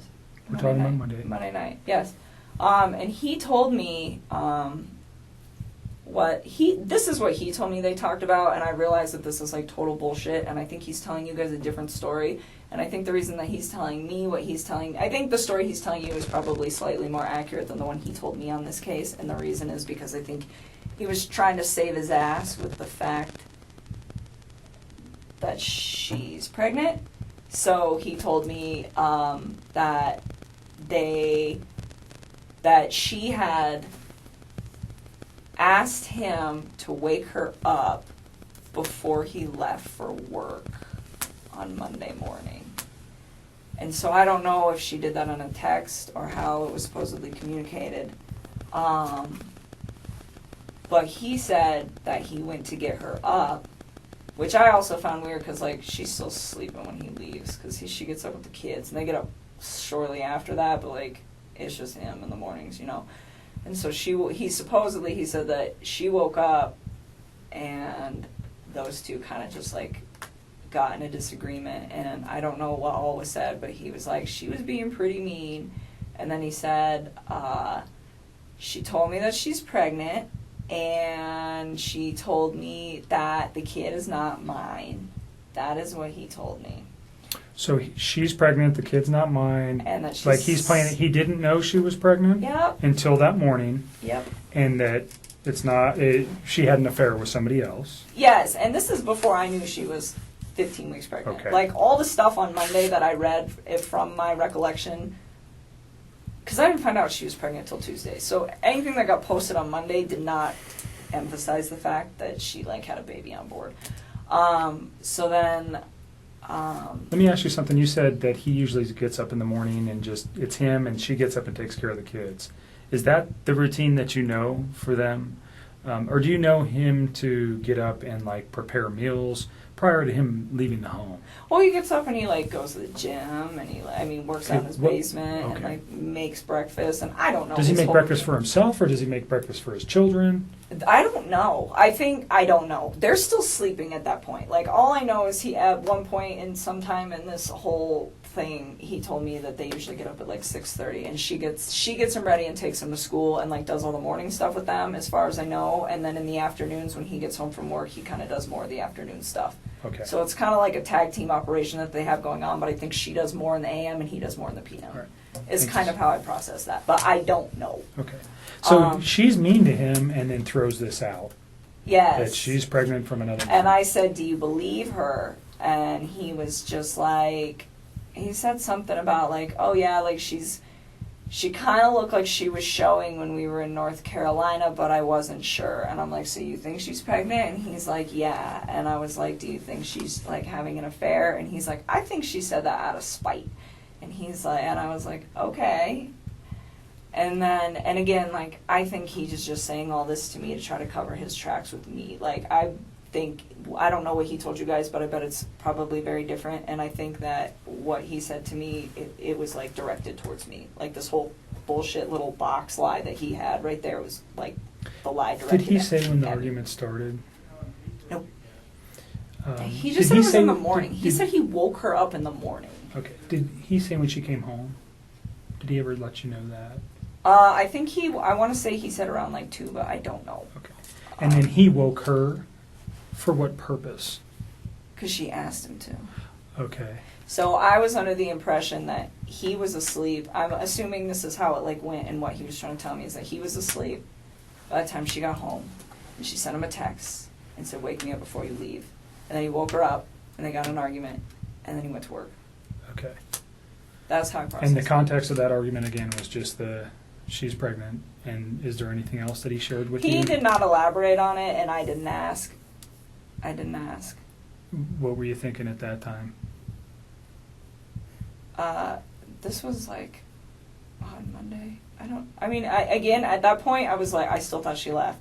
I mean, this was all on Monday. Like, I legitimately thought this woman left the premises with her kids and just wanted nothing to do with him for like 24 hours. So his story was believable that she was pregnant from another man and maybe she took off for that guy, or... He said several times, like, I think she just said that out of spite. Okay. Like, he thought she was with one of her friends. So he held true to that story. Pretty much. She's just leaving and she's with a friend. That was kind of what he thought. And that's kind of what he had me believing. And at the time, I wasn't really alarmed because it had been like a half a day. Sure. And so then Tuesday rolled around and... Did you see him at all on Monday? You said you didn't, No. right? Earlier. I did not see him. And I went to work Monday. Did he ever Tuesday. try to convince you to come see him or say he wanted to come to your house? No, not at all. We were supposed to go pick out apartments to go look at on Wednesday, so yesterday. But that obviously. Right. didn't So do it. on Monday, he never tried to be convincing to get you to come up to see him. No. Nothing. Not that I'm aware of. I don't think so because I had my buddy Jim was over Monday and Tuesday, and he knew Jim was over Monday and Tuesday, and that's why we were going to hang out on Wednesday. Okay. So no, he didn't ask me. So Tuesday rolled around, and she still wasn't around. And this is when I started getting kind of sick. Like my friend Jim was sick on Monday when he came up, and I don't know. I just started feeling like crap as it was, and then I was just kind of having a hard time focusing and like thinking about what was going on. And I'd asked him a few times. I'm like, "Where's your family, Chris? Like, where's your family?" You know, and he would tell me like, "Oh, I don't know," or "I want them home." Like, I asked like several times, so I think I got different responses, but each time like he didn't know where they were. You know, and I'm like, "She's still not home," and he's like, "No." And I had also asked him to like. He said he had a friend, Dave, that was a cop, which I also find convenient that there's another Dave working this case who's a cop. But I was like, well, if Dave's off, why don't you just have him like post up outside your house too and see if she shows up, you know? And he told me on Tuesday morning, he was like, I called Dave and asked him to sit outside my house and he's going to do it. And he's like, and then my friend Nick is coming over later on this afternoon. And I was like, okay. Did you ever hear Nick's name before? I've actually heard that name a few times, like, Okay. around him. Like, there's certain... I never heard Dave before. Dave was new, but I've heard the name Nick a lot, so I don't know if that's, like, real or what, but if I was to guess, like, friends that he, like, legitimately has, I would assume that he was one of them. But, yeah, because I know he's told me before, like, when we first started hanging out, that Nick lived kind of in the area, and he's like, he actually goes... He's a trail runner, and he's like, he runs... at East Lake number 3. So he lives in your area? Kind of. Okay. And I remember him saying that to me once. He's like, you know that park that we like hung out at? I was like, yeah. He's like, my buddy runs over there. We should not go to that park anymore. And I was like, okay. That's cool. And anyways. Tuesday morning. We're almost done.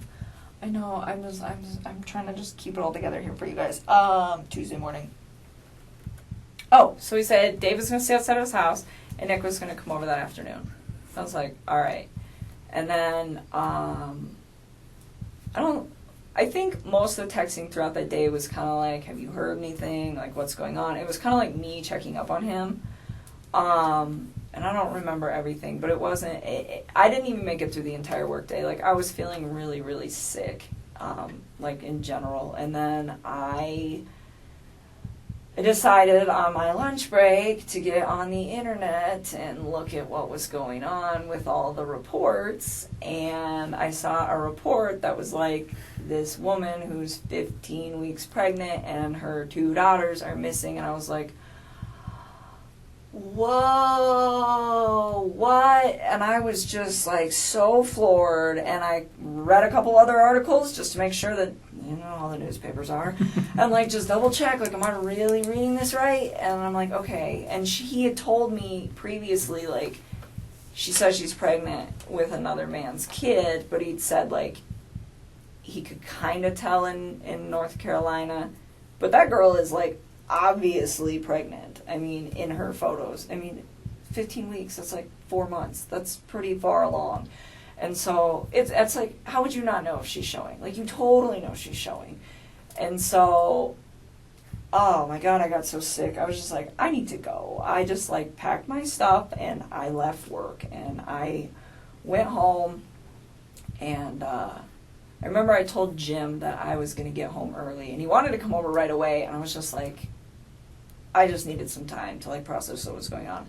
But I did tell him, I was like, you can come over earlier than you did yesterday, because he didn't want to wait in traffic. That was the thing. He's like, save me some time. So I don't remember what time he got there. I probably still have that text because I don't have any reason to delete those. But he came over a little early, but I did have like a gap of time in there. I don't know how long it was. I bet it was like from the time I got home to the time Jim got there, but it was probably like, I don't know, hour and a half maybe, somewhere around there.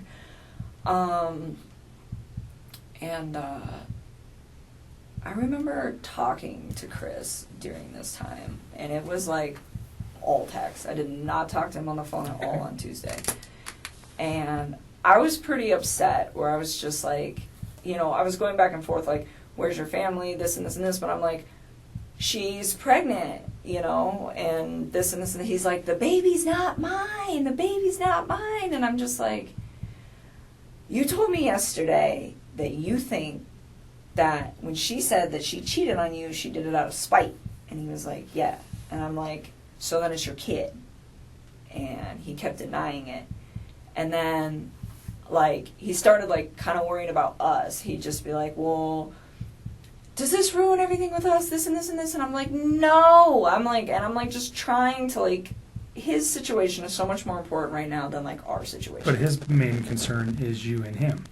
Kind of, sort of. I mean, and I keep, like, asking him, like, I'm like, and I told him numerous times, which is also in the text that you guys will pull, where I'm just like, you need to focus on finding your kids and your wife right now. And I was like, and you need to focus on finding all 3 of your kids. And I, like, kept, like, emphasizing to him, like, he had 3 kids, you know? And, like, I wasn't even, like, mad about it. I was just like, you need to find your family. You need Did he ever go look for them that you know of? I don't know. I don't think so. That, like, doesn't even, like, ring a bell to me, so I don't think so. Okay. But, oh, and I forgot something else that's really important. I will add it in there, too, but let me just finish this thought. So then, Tuesday, what were we talking about? Oh, yeah. So I kept telling him, I was like, Chris, I know it's yours. It's okay. I was like, go find your family, you know? And it's like, was I hurt? Yes. But at the time I realized, like, his situation with what he had going on was, like, way more important than, like, our situation. And so that's why I was just like I confronted him about it, and then I was like, you need to go find them. And, like, we talked about it for a little while, and then I was just like, I don't remember exactly how it went, but something along the lines where I was like, why can't you just be honest with me? I was like, stop lying to me. Like, stop lying. Did you have an inclination? You've talked to this man a lot, and during this Tuesday, Wednesday conversation, did you feel like he was bullshitting you? A little bit, kind of, yeah. I mean, because he was like, not Monday. Monday I did not. But Tuesday, yeah, that's when it all started to click. I was like, oh my goodness, because he was like, well, like, he just didn't seem as, like, concerned as he should be, and he was, like, super worried about shit with us, and I'm just like... So concerned about his family and overly concerned about your relationship. Yes. Okay. And I kept, like, trying to put it on the back burner, and shame on me for bringing it up in the first place. I was just really taken back, like, wait a minute.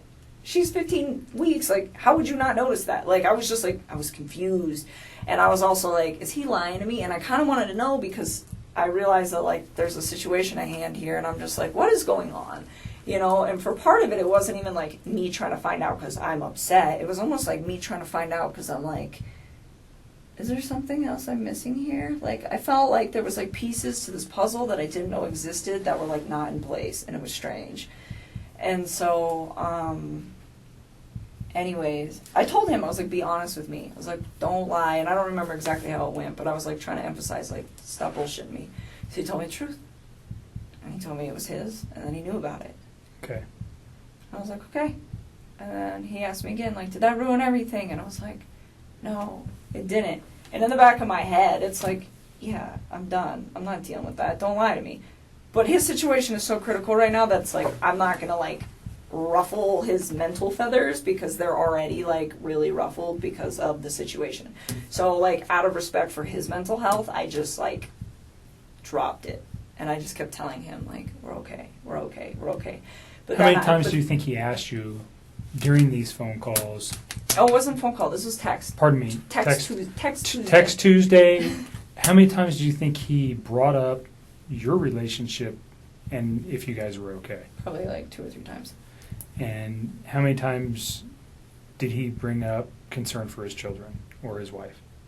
I think he brought it up a lot too. I mean, he kept telling me that he was, like, worried about them. Okay. I mean, it happened. It wasn't like he was just, like, spaced out. I mean, he was definitely showing that too. I was just surprised that he was, like, also showing it for me. Because at that moment, if I had some crazy stuff going on with somebody in my family, I would be putting all my relationship stuff on hold. Like, look, like, baby, I got to deal with this. Someone in my family is missing. When I find them, we will talk.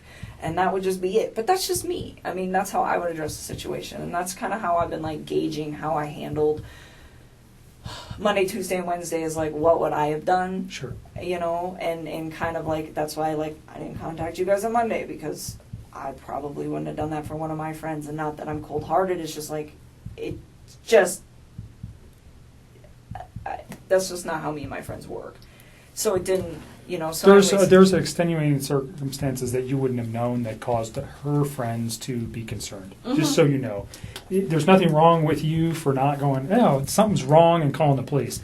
The people that provided the information to the police initially had way more information about her than you do, so that's why they came forward. So I can see it. I can feel a little reservation that you're like, why didn't I do something? You didn't know enough? I think a normal person on Monday, a reasonable person, is just going, shit, this woman's, you know, whacked out relationship with her husband. She's got 2 kids. Now she's pregnant. She just takes off. So don't blame yourself for not making a phone call to law enforcement or going to the police. You didn't know anything. So I'm just trying to help you get past that. Don't worry about it. Okay. It's not, the people that came to us had way more info than you did regarding what was happening with her life. Okay. So don't beat yourself up over that. Please don't. Okay. And then, so Tuesday, after that conversation, I told him, I told him to delete his text, because I knew he was, like, going crazy texting me, and I didn't want any of his friends to see him texting me, because I don't think they knew about me. It had nothing to do with you guys. It was just like, I mean, and you'll see him, you know. The secrecy of your relationship. Pretty much. And I just, like, feel like he was, like, texting me so much openly, and he had friends there, that I was like, I didn't want them to see that. And so I was, like, trying to get him to slow down. And then I told him, too, like,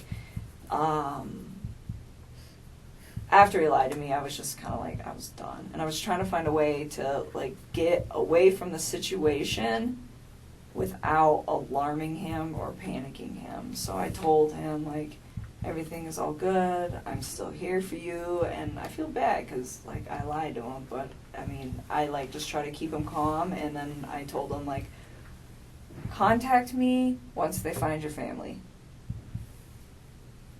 And then we'll talk. That was Tuesday? That was Tuesday. Okay. And he sent me a text back saying something along the lines of, like, what did he say? Something like, please just think of, and, like, I kept telling him I was scared. I was really freaking scared. In fact, that's another thing I'm missing. I'm so tired. Monday night, like, I called him back in the middle of the night because I could not sleep. I could not sleep at all. And I remember when I called him, he sounded like he was sleeping. And I was like, how the hell can you sleep right now? I think that's exactly what I said to him. And he was just like, I'm just kind of dozing off and on the couch. And I just remember thinking, like, I haven't shut my eyes yet. And this is not even my family. And so that happened on Monday night. So then I was going somewhere with that had to do with Tuesday. I forgot what it was. I'm so sorry. Take a breath and relax. We're almost to Wednesday, and then we're out of here. Yeah, so then...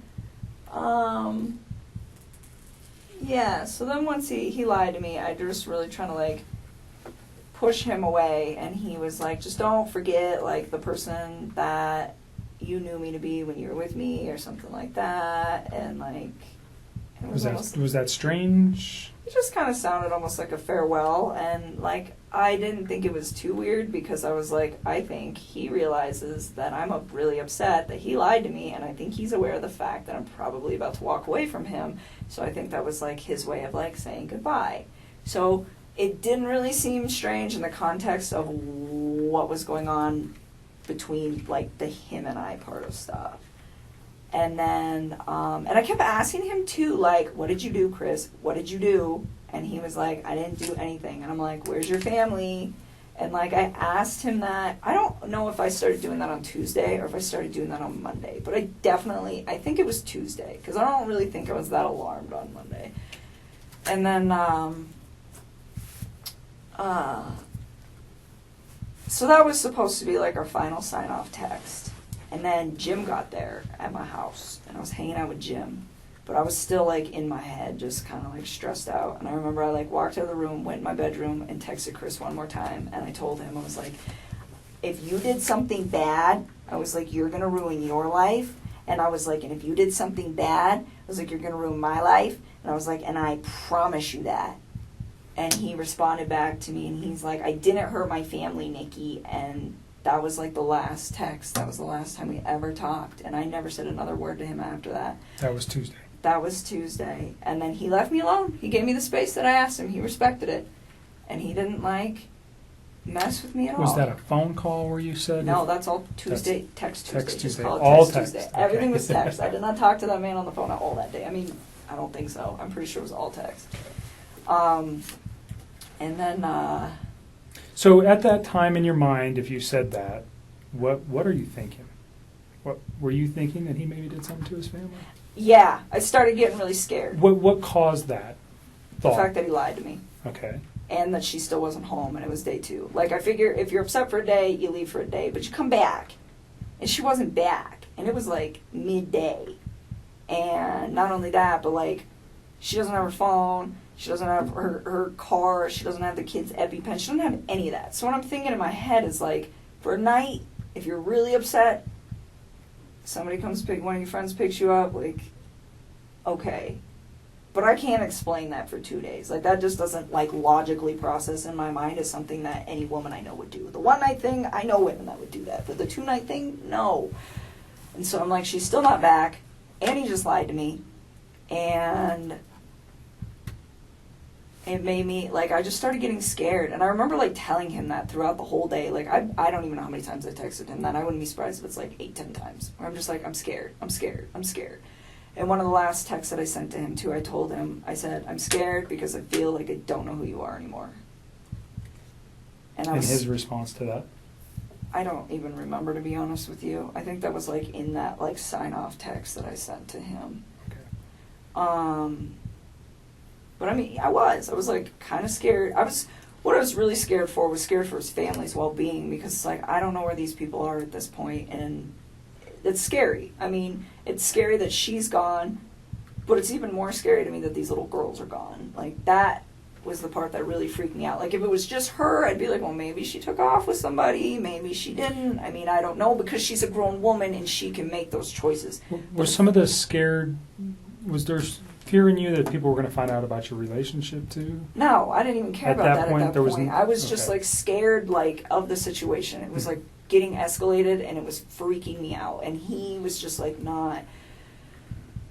he was strange. So another thing, so that was Tuesday, and that was it for Tuesday, but I forgot some stuff on Monday that I did need to bring up to you guys. So Monday, when we were on the phone, at one point, he mentioned to me, I can't even believe I have to say this, she left her wedding ring here. And I said something along the lines of, does that mean you two are done?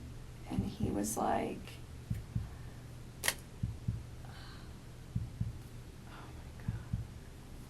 he said, how much do you think it's worth?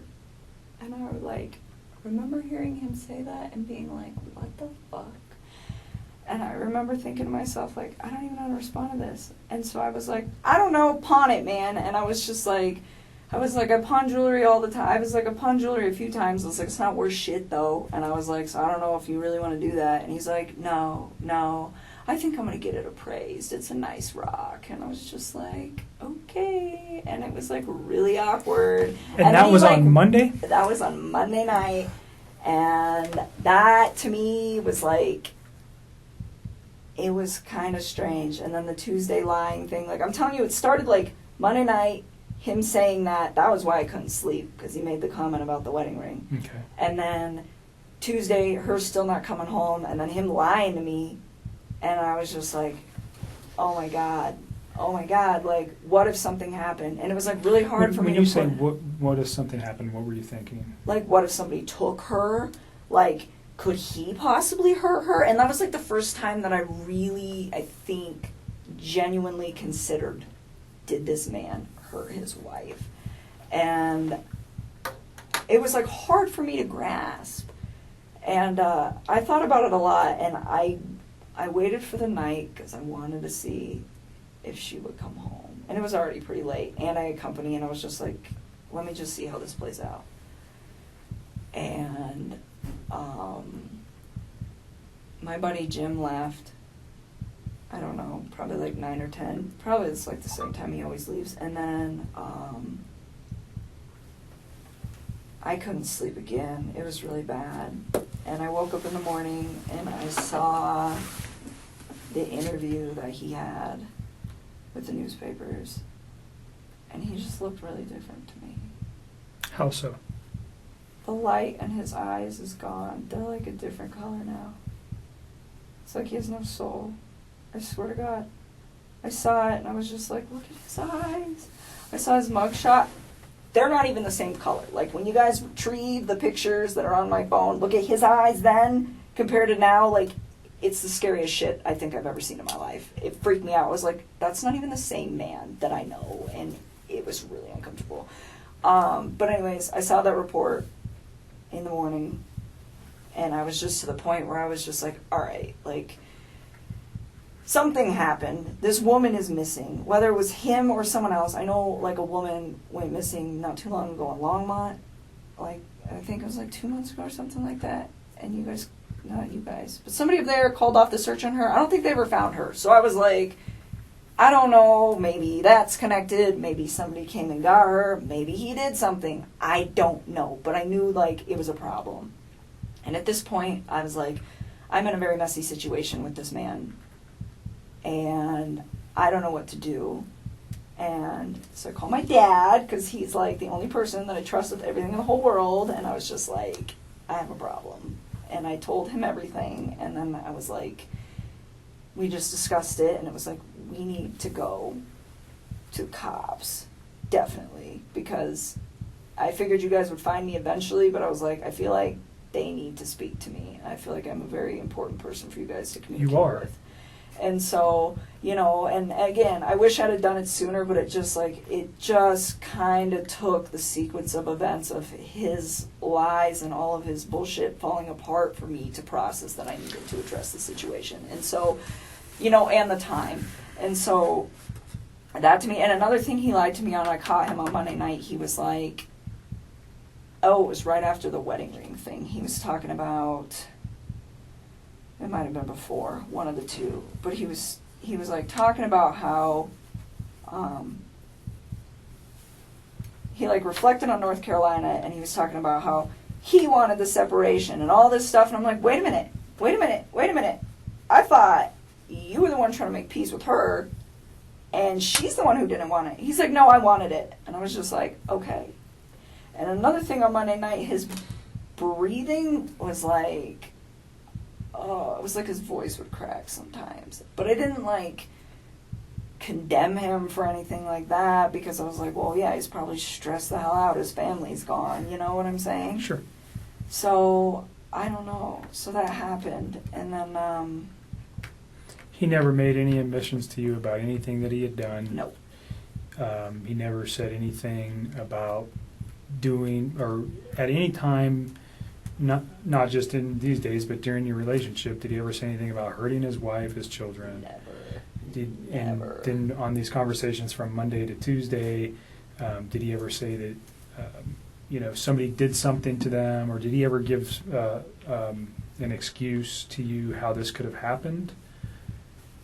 No, I mean, other than they just were going to a friend's house. Yeah, or he was like, yeah, I think she's like with one of her friends, she doesn't want to talk to me, kind of thing. But So, other than that, no. I mean, like, he told me, like, yeah, she said she was with another man, but I think it was out of spite. Like, he never really, like, held that she was with another dude. Like, he never was like, yeah, she's with some guy. Like, she said it, but I don't think she meant it. Mm-hmm. It's kind of what he was, like, directing towards me. But no, I think that's why I gave him the benefit of the doubt so long. Like, he's always been such a civil, gentle man to me. And he's always been pretty calm and, like, level-headed when he talks about the differences between him and his wife. And, I mean, that's a sensitive subject. And he never, ever seemed like he was, like, aggressive about it. I mean, he was always just like chill, and he never talked ill of his children. He was always so bubbly about them, like those were his babies. So when all of this happened, I was just like, what the fuck? And so that brings me to a question real quick. I mean, I don't think anybody over the last 6 or 8 weeks knows this dude better than you. I really don't. You guys probably spent more time together than anybody. Conversation, whatever, relationship. What do you think? What's the catalyst for this event? Do you have any? Have you had? And I know it's a hard question, but I want to get it out now. We're here. If there's a thought that you have that might lead us to understand a little bit why he might have done something like this. Like I said, I met Chris on Wednesday, so I don't know Chris, not like you do. You know, I've thought about this, and sometimes I think to myself, if I wasn't in that man's life, would his family still be alive? And I've thought about this a lot, and I think I could give myself different responses. But in all honesty, I think they might be alive, but not permanently. I do not think that this man just snapped. I don't think that he just met some fucking amazing woman and he was just gonna try to fucking murder his family and then think that I was okay with, like, building a relationship with somebody who did something like that. Like, at what fucking point, you know? And not only that, like, I always try to say, you know, like, when we get to a point where we've been together long enough, I would love to meet your children. Like, I never discluded them from anything. Like, I remember coming back from Colorado Springs, and I was like, oh my God, they got the Cheyenne Zoo down here. You gotta take your kids, and like you can feed the giraffes, and they would love it. And like, I always try to like show him cool things. Like, hey man, would your kids like this? Because my nephew would like this. Like, check this out. You know, like I sent him a screenshot of some rainbow unicorn Lucky Charms the other day. I was like, do your daughters know about these? Because I bet these are epic. Like little things like that, where it's like genuinely, like I care. I do, like, despite how messy this is and how I'm sure I'm going to be portrayed in the media and everything, like, I care about, like, his well-being with his children and all of that. And so, for me, like, when I think of what was he going through his head, I find it really hard to believe that I am the catalyst for all of this. I will be willing to say that I think me being in his life accelerated what was inevitably about to happen. But I don't think people just snap. Love does not murder. Hate and resentment murder. That's the way I look at that. I do not know what is the truth anymore and what's not, and I don't have all of the details. But this is just my opinion, but I'm pretty convinced that that woman and him did not get along very well. And the reason they stuck together was, hey, we're going to do kids. And I think they also stuck together because they were in a very bad financial bind. And I think that she continuously disregarded it. And I think he messed up because he was too passive to say anything to her about it and really address it. And it just got to the point where it's just like you file bankruptcy and then what do? Just wait till you file the next one? I don't know. I don't know what their finances look like now, but from the way it made it sound, it's probably a pretty stark situation. And I don't know if hundreds of thousands of dollars in debt over and over and over again are enough to lead a man to want to take somebody out, but I don't know. I've heard of people committing suicide over that shit before, and I would never justify what he did. I think it's fucking disgusting. It's he's such a fucking pig. But I try to be like, why? I try to come up with a why, and I really think that he was struggling with her really bad, and not only that, he's got a third child on the way, and I know he was probably just like, I can't fucking afford a third kid. Wants it, but can't afford it, you know? And he always told me he, wanted a little boy. You know, he wanted a third child. Mm-hmm. And so I think that it was just something I think they were in a financial situation, and I think she was very non-responsive to him trying to solve problems and get out of the situations that they were in. And I think people just get complacent is what it is. And then, I think he met me, and I think I was like a breath of fresh air for him, where it was like he could get away and just be like, you know what, I can be myself. I don't have to worry about money right now. Like, you know, and this girl, like, I have my shit together. Like, my life is so, like, very in order. You seem very organized and independent and dialed Always. in Like, I do really good at work. I have, like, almost a perfect credit score. I've been saving money for a house. Like, I don't mess around. I mean, I screwed up. This is, like, my one screw up ever, and it's about to be on, like, national news. But, just very dialed in, and I think it was, like, a breath of fresh air for him to, like, be around something like that, because I don't think that he knew that that was, like, a real thing. And he had told me that, like, numerous times. He's like, I didn't know, like, women like you, like, existed. It's just like, all right, like, I don't, and when he meant it, it was just like the way you run your life. And so, because he got married really young, you know, and so, to answer your question, I think inevitably it was going to happen. I think it just got propelled faster. I mean, I don't understand what he would have achieved with, if he wanted to be with me that bad, what he would have achieved with me by doing what he did.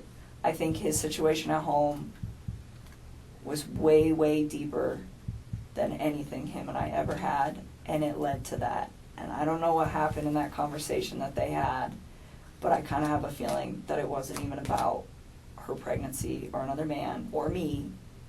I have a feeling it was about money. So drilling down, you think money I for think him is the biggest downfall. You guys, I mean, beyond their relationship, really, I don't know that you know too much about the relationship or the particular issues other than monetary issues, financial issues. That sounds like what you guys talked about when you talked about their relationship. I mean, like, he told me other things, like they really didn't, like, sleep together too much, stuff like that, but I feel like a lot of husbands and wives don't do that. But it was like, well, of course you don't. That's why you're coming to me, you know? No, I think I just, like, me being in his life just pushed that forward. I honestly think that there's probably a good possibility that this would have just happened, like, further down the road. Where So did you see that before yesterday or Tuesday, or was that just kind of something that you have reflected on and you've thought about this now going, man, now that I see that in this guy, or just because of the lifestyle he was living, and if he didn't get removed from it, this was going to happen sooner rather than later, like you said? You know, if I was to reflect on anything over, like, the past few weeks, besides, like, the stuff in the last few days where you're like, hey, is there, like, any red flags? I would say, like, no. But one thing I did notice one time is we were sitting on my couch and I was telling him, like, my house, I have a really beautiful house. Like, it's set up, like, really nice. But everything I have is, like, from Craigslist or Goodwill. Like, I have pieced it together, and it's all, or, like, marked down stuff. And I have pieced it together in a way, like, it's pretty, huh? It's a pretty house, but you would never guess that, like, everything I got is, like, super discount. And one day we were sitting on my couch, and we were just, like, bullshitting about some stuff, and I was telling him, like, oh, yeah, you know, like, I got this marked down in American Furniture because, like, the corner was dented, and, like, I got this one off a guy on Craigslist, and I put it all, and I was, like, telling him, I was, like, I put it all together, and I was, like, to me, it was, like, material things don't make a home. I was, like, it's the energy and the love that you bring to the home. I was, like, it's not about what it looks like. I was, like, it's about what you, like, bring to it, like, mentally. And he, like, collapsed in my lap and gave me, like, the biggest, most genuine hug I think that man has ever given me. And he just laid there, and he was just like, you are so different. And I didn't even say anything. I just, like, put my fingers in his hair and just let him chill there. And I assumed that it had to do with the finances. But it didn't, like, stress me out. It was just, like, this relief sigh where he just, like, dropped into my arms. And I didn't, like, really think too much of that event, except for that I was, like, this was, like, it was, like, a really genuine hug, like, collapsed into my lap, like, just so relieved. And I didn't really think much of it until, like, I started reading about, like, their bankruptcy and all this other shit, and I was like, oh. So I think it might have been bigger than he let on, because he never told me about his bankruptcy. Sure. You know, he just told me about his current financials, and he didn't even get that in depth, but I'm assuming they're trashed. And so, yeah, I think her spending all that money and not listening to him, and him not standing up for himself in a calm and, you know, Just elevate. yeah. Last hard just question kinda- regarding this. And, Go ahead. And then I have just 2 cursory questions regarding something else, and then I think maybe Tim has a few questions for you. But I think what you say about the finances directs directly at his wife. Do you think that goes to the children as well? Because she took, did she treat them like that, like they were gold and they got everything as well that you know of? Or do you think there's a separate issue for why he may have done what he did to his children other than financial? That part I don't have an answer for. I can't fucking explain that. I don't even think there is an answer. I don't even think there's any sort of like computing up here that could possibly give a rational explanation for why that would have happened. I mean, the only thing that I've honestly thought of when I play this scenario over in my head is that maybe they woke up and saw him doing in their mom, and he was like, fuck. Now I gotta do this too. I don't know. I'm like, why? Because they were like his like little lifeline, you know, he that was everything to him, you know, and I get like those two have problems. But he had a great relationship, but from what you're accounting is With his kids. He loved his children. Yeah, like that part, it's, oh my God, that's the worst part of this whole mess. The worst part of this whole mess. We won't dwell on it. We don't have to dwell on it. No. Let me ask you. But, so no, I don't have an explanation. That's the only thing I can possibly plausibly think of is maybe they saw it, but other than that, I don't know what the fuck. Okay. Who's Charlotte? Are you asking me who's Charlotte? Mm-hmm. Like one of my friends? Mm-hmm. She's like a really good friend of mine. Why? Did you have some conversations with her regarding another boyfriend? No. That you might have met on eHarmony? Or did she meet somebody on eHarmony? No, she's engaged. Okay. She's engaged. So there's some text messages that we got off your phone, obviously.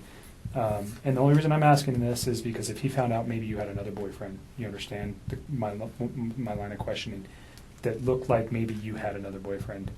And I don't know if that's this Jim guy, that maybe you guys were, no, I'm not saying that he's your boyfriend, that when we were interpreting the text messages, that it seemed like he might, this man came to my house, he has a key to my house, that you're saying right now. When I look at that from my perspective, Jim may be another boyfriend for you. Oh, no. Charlotte is like my oldest friend. So did you have a conversation with Charlotte about Jim? I mean, sometimes we talk about him. We're all friends. Did you guys ever have a conversation about eHarmony? That's the I mean, kind of possibly. online. I was on there for a while. Okay. But I didn't actually ever go out on any dates with guys from eHarmony. Not one. I talked to a couple guys on there, but I was like, no, I didn't go on any dates. So the only reason would be another potential reason for him to be upset. No, he knew about Jim. He's always known that Jim is one of my good friends, and I lay it out for people at the beginning. Like, I have friends that are male, I have friends that are female. These are my friends. That's what it is. Okay. Like, he never to me seemed like jealous of Jim by any means.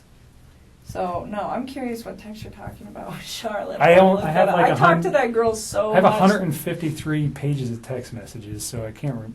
If I could pull it up, I would, but I don't know where it is. I thought you guys just got my text. We got. When we ask for everything, for 7 days they give us everything.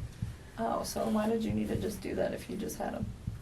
Because I don't know that they're completely accurate. Again, what they send me is I don't have any way to verify that they're accurate. Gotcha. And if you delete a text message, sometimes those are not retained by carriers. They're still on your handset. There's a way to recover them from your phone. But they may not be held. There are certain carriers that don't even keep text messages. And I won't tell you who those people are, but they don't keep them. We can't even get our hands on them because they don't have a database. They don't pay the money. They're stored on your stuff and your stuff only. So that's why we ask for it. And some of those things disappear in 3 days, 5 days, 7 days, unless we ask them to keep them. And sometimes we don't know in time. So that's why we do it too. Okay? So just, it was a question because it also would provide potentially a motive for what Chris did if he found out that you had another boyfriend. Why would he kill his family? Well, he wigs out that he finds out that you have a boyfriend and just loses it altogether. Do you understand? Because he's already losing his wife, and now his new girlfriend has another boyfriend, and he can't there's multiple reasons why. It was a concern. That His cheese slid off his cracker. So sad. I don't know. He's like not even the same. I look at those like mug shots and they're scary. They scare me. Yeah, that's what you said about that video too. It didn't. I had noticed I would have been a wreck. Oof. I don't know. I mean, I volunteered with some guys for when I did the armed military stuff that had PTSD, and they were telling me when they went through trauma that they like kind of locked up. So like, I didn't even think it was the fact that he was calm that freaked me out. Oh, it was when you were like helping his those guys eyes. out from the. Yeah. Oh yeah. It was his, like, that part didn't, because I was like, I've seen, there's these guys that have been in battle that I've worked with that are like, yeah, I've experienced this is how I handle my trauma, and they're like very like, just kind of like zombies. But, so I didn't hold that against him, it was just his eyes, and just the light is gone from his eyes. So let me just finish just with a couple quick questions here, but besides the obvious, and what he's done, what's the worst thing about this guy? Did you ever have just some sense? You seem to be pretty together with who you date, the people you hang around with. You seem to know a lot about people. Was there some impression he gave you that was negative? The whole time we were together? Yeah. Anything negative that sticks out? I didn't think anything negative. I mean, like, I have preferences. Like, I thought he was, like, I don't want to use the word clingy because it's fucked up. He was, like, he was a lot more into me than I was into him. And it didn't make... time? Yeah. I mean, I really enjoyed his company, though. I mean, enough so that I kept everything going despite the situation. And, I mean... Like, it didn't scare me or anything. It's just like, I don't move that fast. Okay. So I think things were moving. What were his long-term plans with you? What did he discuss with you? Like, I mean, we'd, like, bullshit about it every once in a while and be like, oh, yeah, like, I asked him, I was like, if you didn't have that big house, because he didn't want to live in it, and he had made it very clear he didn't pick that out, he didn't, none of that. I was like, well, if you could have a house that you wanted, what would your house look like? And he would tell me, he's like, I want a little ranch home. Like, it doesn't need all these floors, just a few bedrooms, enough space for my kids, maybe some property so they can, like, run around. 2-car garage, maybe 3. Put the old sports car in there because he liked cars. Stuff like that. You know what I tell him? I'm like, I'm simple, too. So if you end up doing that and we end up staying together, let's do it. But it was never like, sell your house, let's go buy a house. Like, it was very... You ever say anything about getting married? To me? Yeah. I mean, it was like a thing where it was like offhandedly, like one day maybe this will happen. But again, it was like these were, I did not take these as very like deep conversations. It wasn't like this is when we're going to get married. This is what's going to go on. Okay. And you knew him for how long? Brief. Total. Just not dating him, but I mean, when were you first aware of him? How long? I don't know. Probably the beginning of June or maybe May. So like 2.5, 3 months tops. I mean, this is all like really fresh. Like all of this is compounded into like a very small time frame. very quick. Yes. Has he worked for the company for a while? Yeah. I don't know how long. I want to say like 5 or 6 years off the top of my head, but I don't know. But Did he supervise people? Do you know anything about that? Yeah, kind of. So he was an operator, and the way the operators are set up at Anadarko is they have operator 1, operator 2, operator 3. But then each operator is like broke down into like the basic guy, the medium guy, and like the foreman. And then it starts all over again. So he is still on level 1 of the operators, but he's like the top dog on the level 1 of the operators. Okay. The whole time you've known him, this 2 or 3 months, did he ever complain of anything, any medical issues whatsoever? And did you ever pick up on anything? Is he allergic to anything? Does he have any, a special diet, anything that's messing with him physically? Not that I'm aware of. Okay, how about psychologically? Do you ever think there's something wrong with this guy? No, I wouldn't have dated him if I did. He honestly, I mean, maybe because I thought he was like one of the like most laid back and like decent men I'd ever met, and I just haven't met a lot of people like that. But I mean, no, not up until all this stuff started happening. Then I was like, whoa, you are not the person that I thought you were. But prior to that, no, not at all. I really didn't. I enjoyed his company. You think he was dating anyone else? No. No way? No. Okay. He was way too invested in that. Was the relationship was it sexual right off the bat? pretty close. I mean, like, once we got it to be, like, where we're hanging out outside of work, yeah. I mean, it wasn't, like, immediate, but shortly following that, yes. And then it just continued. Okay. Pretty consistently throughout the relationship. So kind of hot and heavy. You mentioned that maybe you guys were sending some photos back and forth. What kind of photos is he sending you? Well, see, he would, like, send me, like, workout photos, stuff like that. He sent me a couple of inappropriate pics. I did not request those. I didn't even want them. I was just like, why are you going to do What this? were they? Oh, it was of his package. I'm just like, okay, cool. Like his face and everything? Or just... No. Okay.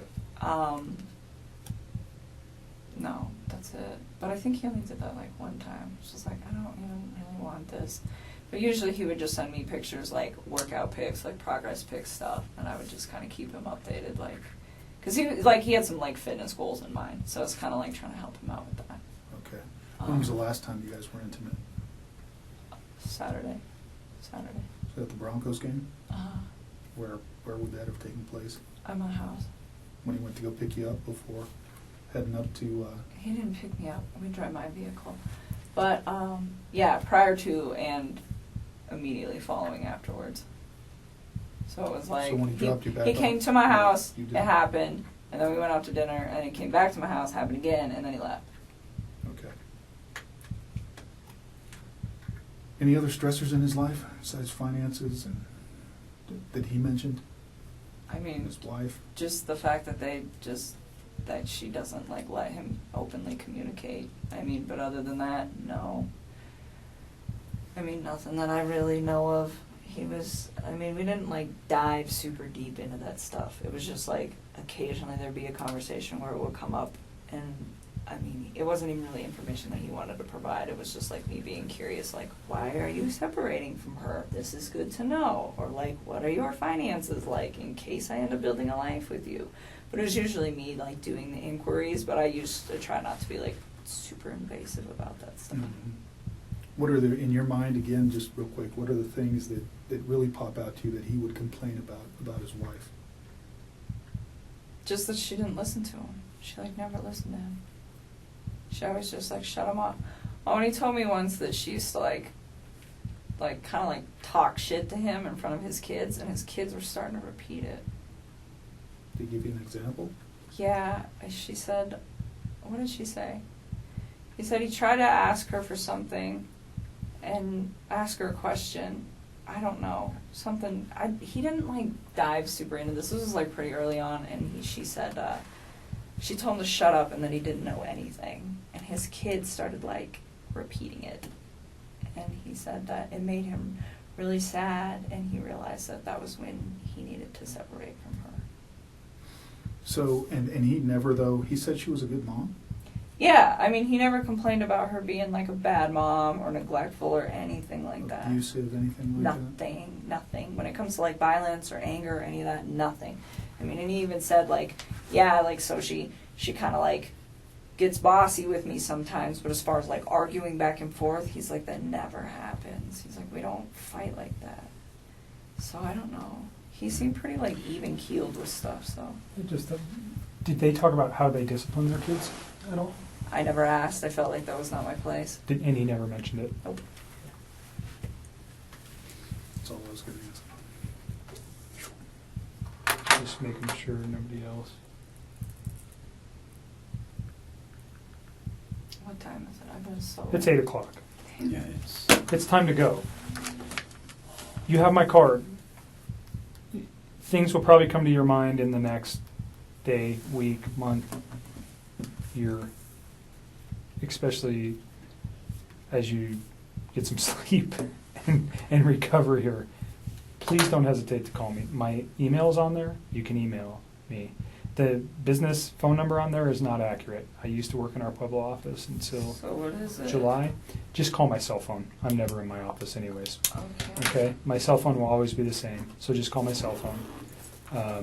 And I will respond to you as soon as I can. If you need to send an email, again, you can send an email to me. Okay? If I can help you in any way with some services to deal with the obvious trauma that you face, let me know, and I'll get you in touch with the people that can help you. Also, If you have issues with anybody intimidating you in any fashion, I will tell you right now, I have zero tolerance for that. Zero. I will charge anybody if I can prove it, and I will take them straight to jail. Period. You're not a suspect in anything. You're merely a witness. Unfortunately for you, you met a man who did some terrible things, and I won't stand for it. Through my career, period, zero tolerance. You will go straight to jail. You call me immediately, and I will handle it. I appreciate Okay? that. And finally, you probably eventually are going to get media inquiries. When are you thinking this is going to happen? I don't think it's going to happen soon. I really don't. I will tell you today that there was an inquiry from a media member requesting to know if there was any other people involved in Chris's life. I think the story is they're searching, but there's only a multiple couple of time reasons that somebody could think what would cause this. Well, they're seeing the financial stuff. They're posting it. Right. I'm seeing it. So I think there's a buffer for you for a couple of reasons. I told you today, I did not see the affidavit. I don't think your name was mentioned in it. There's no reason for it, I don't think, at this time for his arrest. When the affidavit becomes public, which I think they mentioned maybe early next week, that'll keep them media busy for a while.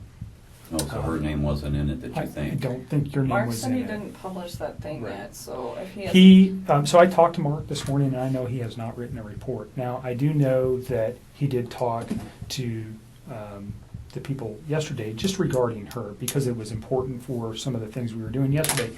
Again, I don't think your name appears in that report. But don't hold me to that. I didn't write the affidavit, but from what I know, it doesn't. So at some point, your name is going to come out. I mean, there's just no way it's not. And like I told you, So when do you think that is? Like when we take this to trial? I don't Like know. at what point? Because nobody knows about this. Right, but Chris does.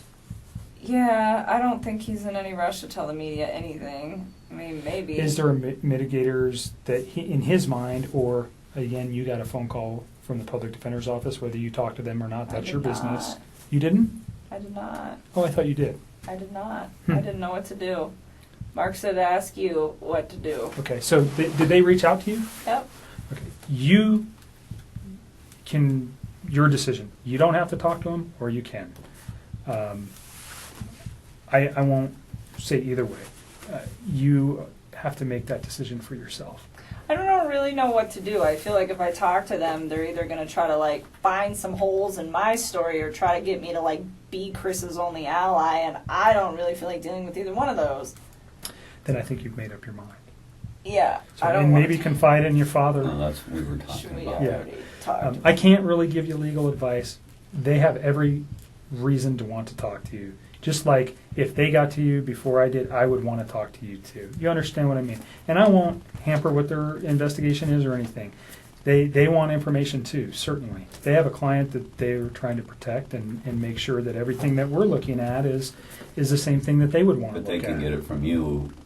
They will get it from us. So- It'll be in discovery. They'll get everything that we've talked about here, and that's so when that happens, which is pretty short order.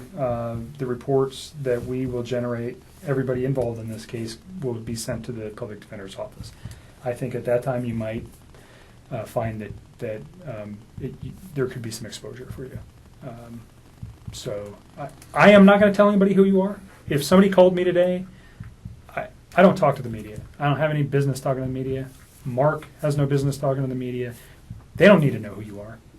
Your part in this is not relative to anything to the story. For me, it's nothing that they need to know, and I don't ever give information to anybody. They're going to dwell on it, though. They're going to try to use that as his why. I don't think it's his why. I really don't. That's why I asked you that question. No. You think his why is financial. And whether or not we ever know what his why is, I don't know. Did he tell you guys what his why was? I can't discuss it with you. So just a quick open question. The way the legal system runs, is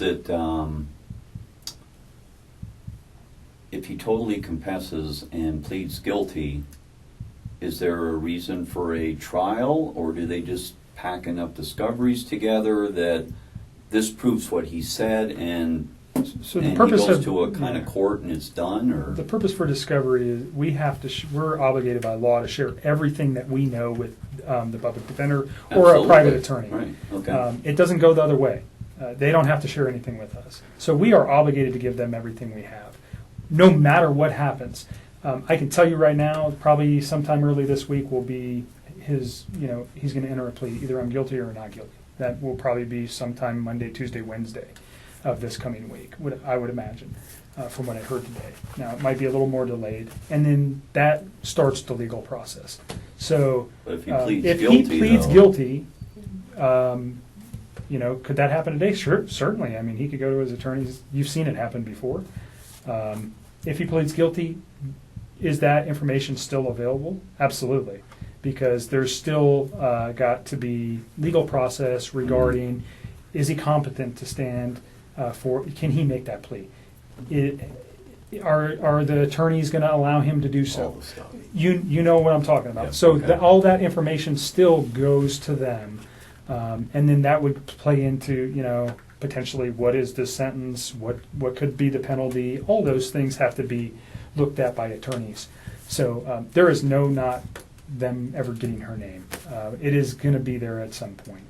And I don't know, I understand your fear, and that's why I told you that if anybody, I don't care if somebody calls you and says, anything minor, you call me and let me know, please. I will not stand for that. Well, Okay? So it would be the news people would only be the ones that, and of course they already know what to. God, work is going to be such a mess, too. That's going to be, like, a whole nother level. Like, everybody at my work, I heard, was so, like, just damaged and broken today. And then it's like, let's just add Nikki into this whole mix. It's not going to be good for all of them, like, mentally either. It's just going to be a mess. Maybe your employer could transfer you to another business. I think that's a fair statement. I will tell you right now that Anadarko has been very, very helpful with us and is very concerned about their employees in this event. And I'm tired too, but your employer definitely has an indication of your relationship with Chris, I would think. They're not my employer. Oh, that's right. You work for a different company. Yeah, but you're saying I think- Anadarko has a knowledge of that. Well, Who are you talking about, Tasman or Anadarko? I don't even know what Tasman is. Tasman is the people that cut my check, and I'm contracted out to APC. So I think people have suspicion that there was a relationship with Chris. Not saying you, but they may know that. I think there was some suspicion that he was having a relationship with somebody else. Not your name specifically. But if you went to your bosses and said, I have an issue that I don't, like your dad's saying, I think that you might find that they'll just get you out of there. See, that's what we were talking about today, because they probably have a policy for psychological help. They probably have a policy for inquisitive, people bugging other employees. That's a big company with a lot of HR, and there's. Do you have an employee assistance program? I EAP. don't. Oh yeah, that they were there all day today. But it's like I got so many calls today from Those are people I work questions with. that you can ask them anonymmously, and that information is See, retained. that's what I was saying, because if. So what am I supposed to do? Well- Tell my boss? Well, but your boss isn't going to want rumor mongers. They're not going to want people stressing you out. They're not going to They don't want erratic workflow. They don't want any of that. So they'll probably do a broadcast letter of anybody that was friends, They already acquaintances did. They already of it, dealt with all the shit or that's anything done else. today. Please respect that employee's feelings. And right there, oh, and by the way, if any of you have problems, blah, blah, blah, you can call Mickey Mouse at, and that's probably, See, they but- probably have a policy with that. Here's the And I'm problem, hoping that though. they do. I don't work for them. But they can still But if I'm like protect you under transfer that. me, like they're gonna be like, you're not even our employee. Like I'm pretty sure I'm about to lose my job over this. No, you're not gonna. Why would you lose your job? I don't know, because I feel like people are gonna just complain about being uncomfortable with working with me. Like I am not gonna have any respect from anybody there. I think I will have like 2 people that still. You really didn't do anything wrong. I had an affair with a married man who lied to me and made me believe that he really wasn't like as married as I think he was. But the media is not going to be so kind to let everybody know that. I think people are going to think I'm like the reason that he went off the deep end. That's probably a fair statement. I would probably agree with you to some effect, but if these people you know them at work, then And the company will protect the company you at will some point. buffer that as much as they can, because if not, it'd be chaos amongst employees, and they can't have that. I'm just so sad. It's just like not this good is in like their best the interest. job of all jobs I've ever had in my life, and I Really. fucked it up. Well, so you've been out in the field. What, you've been home 3 months of the year, on an average, in staggered amount, out in the middle of nowhere, on oil rigs. This little thing was out hanging on oil rigs, and now they got her an environmental where she's able to clean up stuff. Right. And it's a hot job, man. It's just a hot job, and I mean, would you advise I wouldn't me start. talking to I like can't my give you head legal higher up? advice. Maybe the best thing to do on that is talk to your EAP, whoever the employees assistance people are. They're anonymous. They know all your HR rules. They know all your policy and procedure stuff. And how can I mitigate this? Fair and also, question. for your problem too is not just is this going to become an environment where you can't work? So you have to call those people and say, I don't want this to happen, so how do we take care of it? I want to continue to work for you guys. I love my job, whatever. Just be proactive. I don't know, your boss is on site. Yeah, she's pretty cool. I don't know. I think that's a personal decision you have to make. Yeah, but I mean, don't I didn't think- even think about talking to them at all, but I keep thinking about, I'm like, man, when my name gets out in the news, this is about to be crazy. No, like, I I have do it. people calling me all day. Like, my office mate would not shut up. She just called me today, and she was just like, oh my God, did you read this article, and what did you think, and oh my God, and this, and I'm just like, I don't want to talk about this. Please leave me alone. And like, it was really overwhelming. And my project manager called me, and he's really chill, so we made it a very quick conversation. But some people just like didn't get it, and it's so hard to me I because would I get feel in like front of I'm lying to them. I'd get in front of it. No, don't. Yeah, because make the a company, decision. I don't think it would be in their best interest, legally, morally, or profit-wise, to have a bunch of junk going on. They would suppress it to keep it at least where everybody's treated with respect throughout the company. This is a tough situation. They'll put the presidential speech I in could do it. that job like 75% of that at home. Yeah, I I've would- already been thinking about that. I was thinking about just asking Lena, like, hey man, just let me come in at like 5 in the morning and deal with the gas monitors like 2 days a week. No one will even know I'm And I there. believe that And let me just work at home. they probably made a statement on that, what'd you call it, OHP or EAP. EAP? They put out a notice today. If they put that out and it says your confidentiality will be respected, It has to be. if that got leaked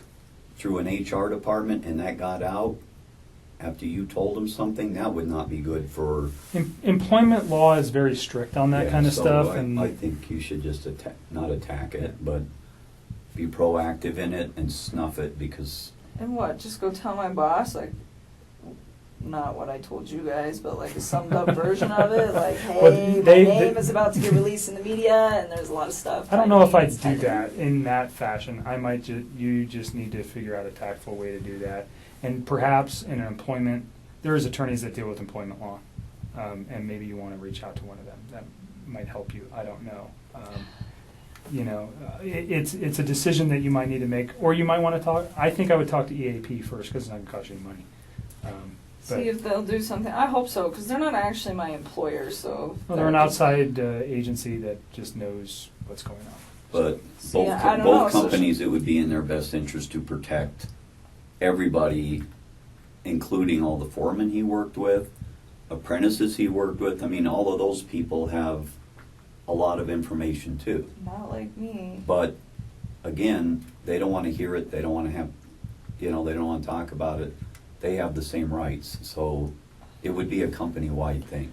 So I would just, on the media we'll stuff, work on that. Yeah, I think you've got a grip on that.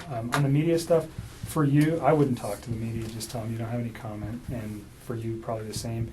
And if they just persist, maybe put somebody, it seems like your dad is your biggest confidant here, and maybe make a brief statement. If, my daughter doesn't want to say anything, have a nice day, whatever. Because if you appease them a little bit, sometimes they'll go away. That would just be my suggestion. Don't talk to them. You don't need to. I'm not going to. I guess they're going to make their own assumptions. So does your neighbor, so does the right. They'll be talking, as soon as they figure out who you are, they're going to talk to your neighbor, and they're going to say, oh yeah, I saw Chris, and her together, whatever. You know what's going to happen. Just prepare yourself, and then it won't be.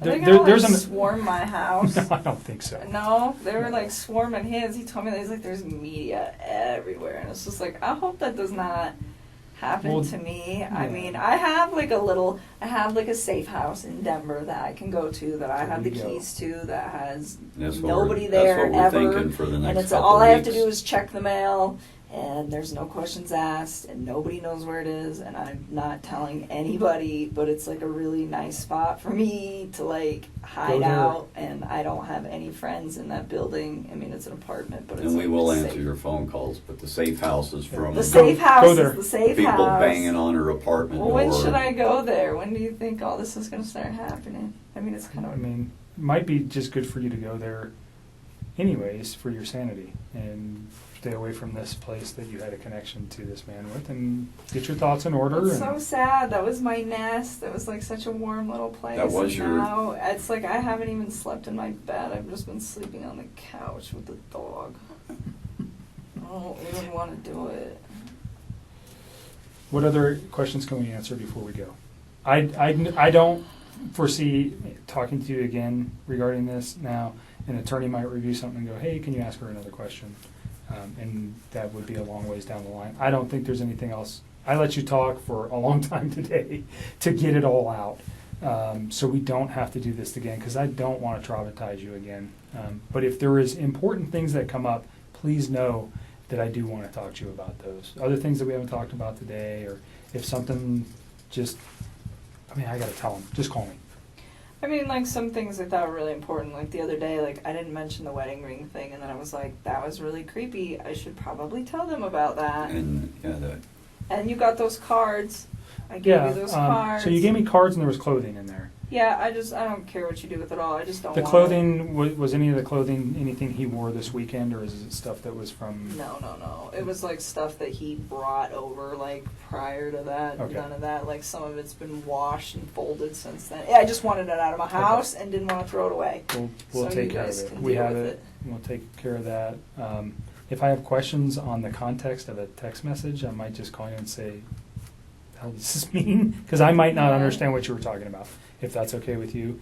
Yeah, that's fine. If it's, I'm not going to bother you unless it's really important, because I think I have everything I need from you today. Okay, yeah, we just wanted to make sure you guys had it so that. Well, and we don't. I don't find the right person or something. We don't want to get do it it done. again. Yeah, and we know we have the right person, and I am sorry that you're involved. I am. It's never a good time to say anything like that, but it's a bad deal. This whole thing is, and this is one of the tougher cases that I think I've been doing this a long time. It's it's tough. So for you, it's even tougher. And don't forget to reach out to somebody for your sanity. Like I asked you downstairs a question, and you said no. You remember what question I asked you, right? No. You know how many questions you've asked me tonight? You want a pizza? Well, hell, I want food too. Pizza. No, I asked you if you had any concern. I asked if I should be concerned at all about you hurting yourself. Oh, no, I don't feel the need to do that. Right. I just want people to leave me alone. I And just feel like I want to like hide for a little while all of this is happening. Just please reach out to your family or even me, and if you have any things that's struggling like I told you, there's people I can put you in touch that will talk to you. I'm not a psychologist. That's not what I am. But people sometimes that get caught in these situations, they end up having lots of emotional issues, and you need to address them. Don't just hide that stuff. Okay. All right. Are you guys You gonna seem help pretty me if super we go? super intelligent. So I appreciate that. That's a nice compliment. When we go to like trial for this, if that's what he so feels the need to take this to, are you guys gonna help like coach me through these questions? So we would be there to rediscuss our conversation today, the conversation you had with Mark, and then an attorney would talk to you prior to any questioning on the stand regarding what kind of questions they're going to ask you. And really the only thing you have to remember, I mean, if you're worried about your recollection or your recall or, you know, how you might remember this, everybody worries about that. Even we do. We spend hours on the stand, and it's very difficult. But the only thing you have to remember is tell the truth. And the truth will never change in your mind. You know what happened during these 6 weeks. You know what happened on Monday and Tuesday. And as long as you tell the truth, then there's nothing to be worried about.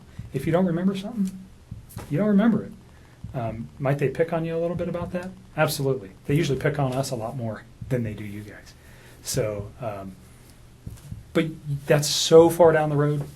I mean, how long are we talking? Like, how long That is this whole could process be, gonna well, take? so he has the right to a speedy trial once he makes a plea, which is 45 days. Do I think that's going to happen? Absolutely not. I can tell you that the majority of the homicides that I work on average somewhere between 1 and 3 years. Yeah, look at the clown, So man. I gotta just deal with the theater. media, like knocking on my door like that for like 3 years. 'cause that's This big enough to case go will through. be hot until the next, unfortunately, crazy case comes up. And you know it's true. I don't know if you watch the news. There's a reason I really don't. Every week. I don't But watch you the know news. there's something new every week that's the hot topic. This one might be hot for a week, 2, 3, whatever, and then something else is going to happen, and they're going to forget all about this one until it comes back to court, and then it's going to be revived if it ever does. I don't know what that, you know, he has all sorts of, he could plead, he could say I want to go to trial, I didn't do this, whatever, he could say whatever. So it could be tomorrow, it could be 5 years. It just depends. I mean, there's a lot of things that can slow cases down. Yeah, look at that theater thing. I mean, that was a whirlwind for, what, a month or so? Sure. And then all of a sudden, as soon as people started figuring out what that guy was all about, all of a sudden they started just like, man, he's weird. He was psycho. Look at him, and he just kind of just... And then it But I petered notice off. it shows and then- up like every... That's a huge event. Yeah, You know, but certainly it shows up every 6 unprecedented. months or a year here. Sure. You know, I mean, you look at, I just, there's no way to know that. But if, Okay. like your dad's saying, you know, like on that guy was sent to the state hospital for evaluation. And that takes a long, long time, and that can draw out cases if there's evaluations. There's all sorts of things that come into play that really don't worry about. Is put this thing out of your mind as much as you can, and when the time comes, if it ever does, that you had to testify, you will be in good hands. We'll take care of you. The attorneys handling this case are going to, you know, take care of whatever needs to happen. Okay? And if you have questions that you can't think of now, just call me. Yeah, I don't think we're going to talk to the other side. From what we were discussing, they can get the discoveries from you guys. I don't want and to deal with him it's- anymore. it's Mark less already than- said, he's like, he might try to call you. I think I'm going to just ignore that. Who? Chris. I don't know if he will try to call me. I heard, did they find those little girls yet? And I'm looking for them. And they thought, or they knew where they were at. You don't know yet? Because you've been in here with me. Right. Oh my God. I find the whole thing very weird if the close, as much as you told me that he was as normal as he was, but yet some very close friend would call within a couple of hours of her not answering the door, or what was it? Well, I think she was like on meds or something. Like, so I think she wasn't concerned But to about call Chris. but to call the police within just like the same day, and yet he acted normal on this end. That is weird. Yeah. Somebody, there's two different lives there or something. Oh, there's definitely two different lives there. That's why sometimes I have to like, I feel like when he's like, well, what did she, if people are like, what did he say about her? And it's just like, I don't even know if I want to say it, because who knows if that's what's really happening. I mean, maybe, maybe not. Molly called me back, so we'll call her tomorrow. Okay, I think I might need to approach Anadarko. I really don't want to go to work tomorrow. I don't think I'm going to. I think I'm going to just take the week off, and then maybe we can sort things out on the weekend, and then I can like reach out to my supervisor and EAP or whatever. Yeah, you need a little sleep and some time. Yeah, you definitely need some sleep. Don't drive tonight. Yeah. She's, I'm gonna drive her home and then all the way back. I'll walk you guys down. You're gonna get. Yeah, I'll You get need to tape. use the restroom first, Pumpkin? No, which is crazy because I've drank so much water today. I really, really do appreciate you being completely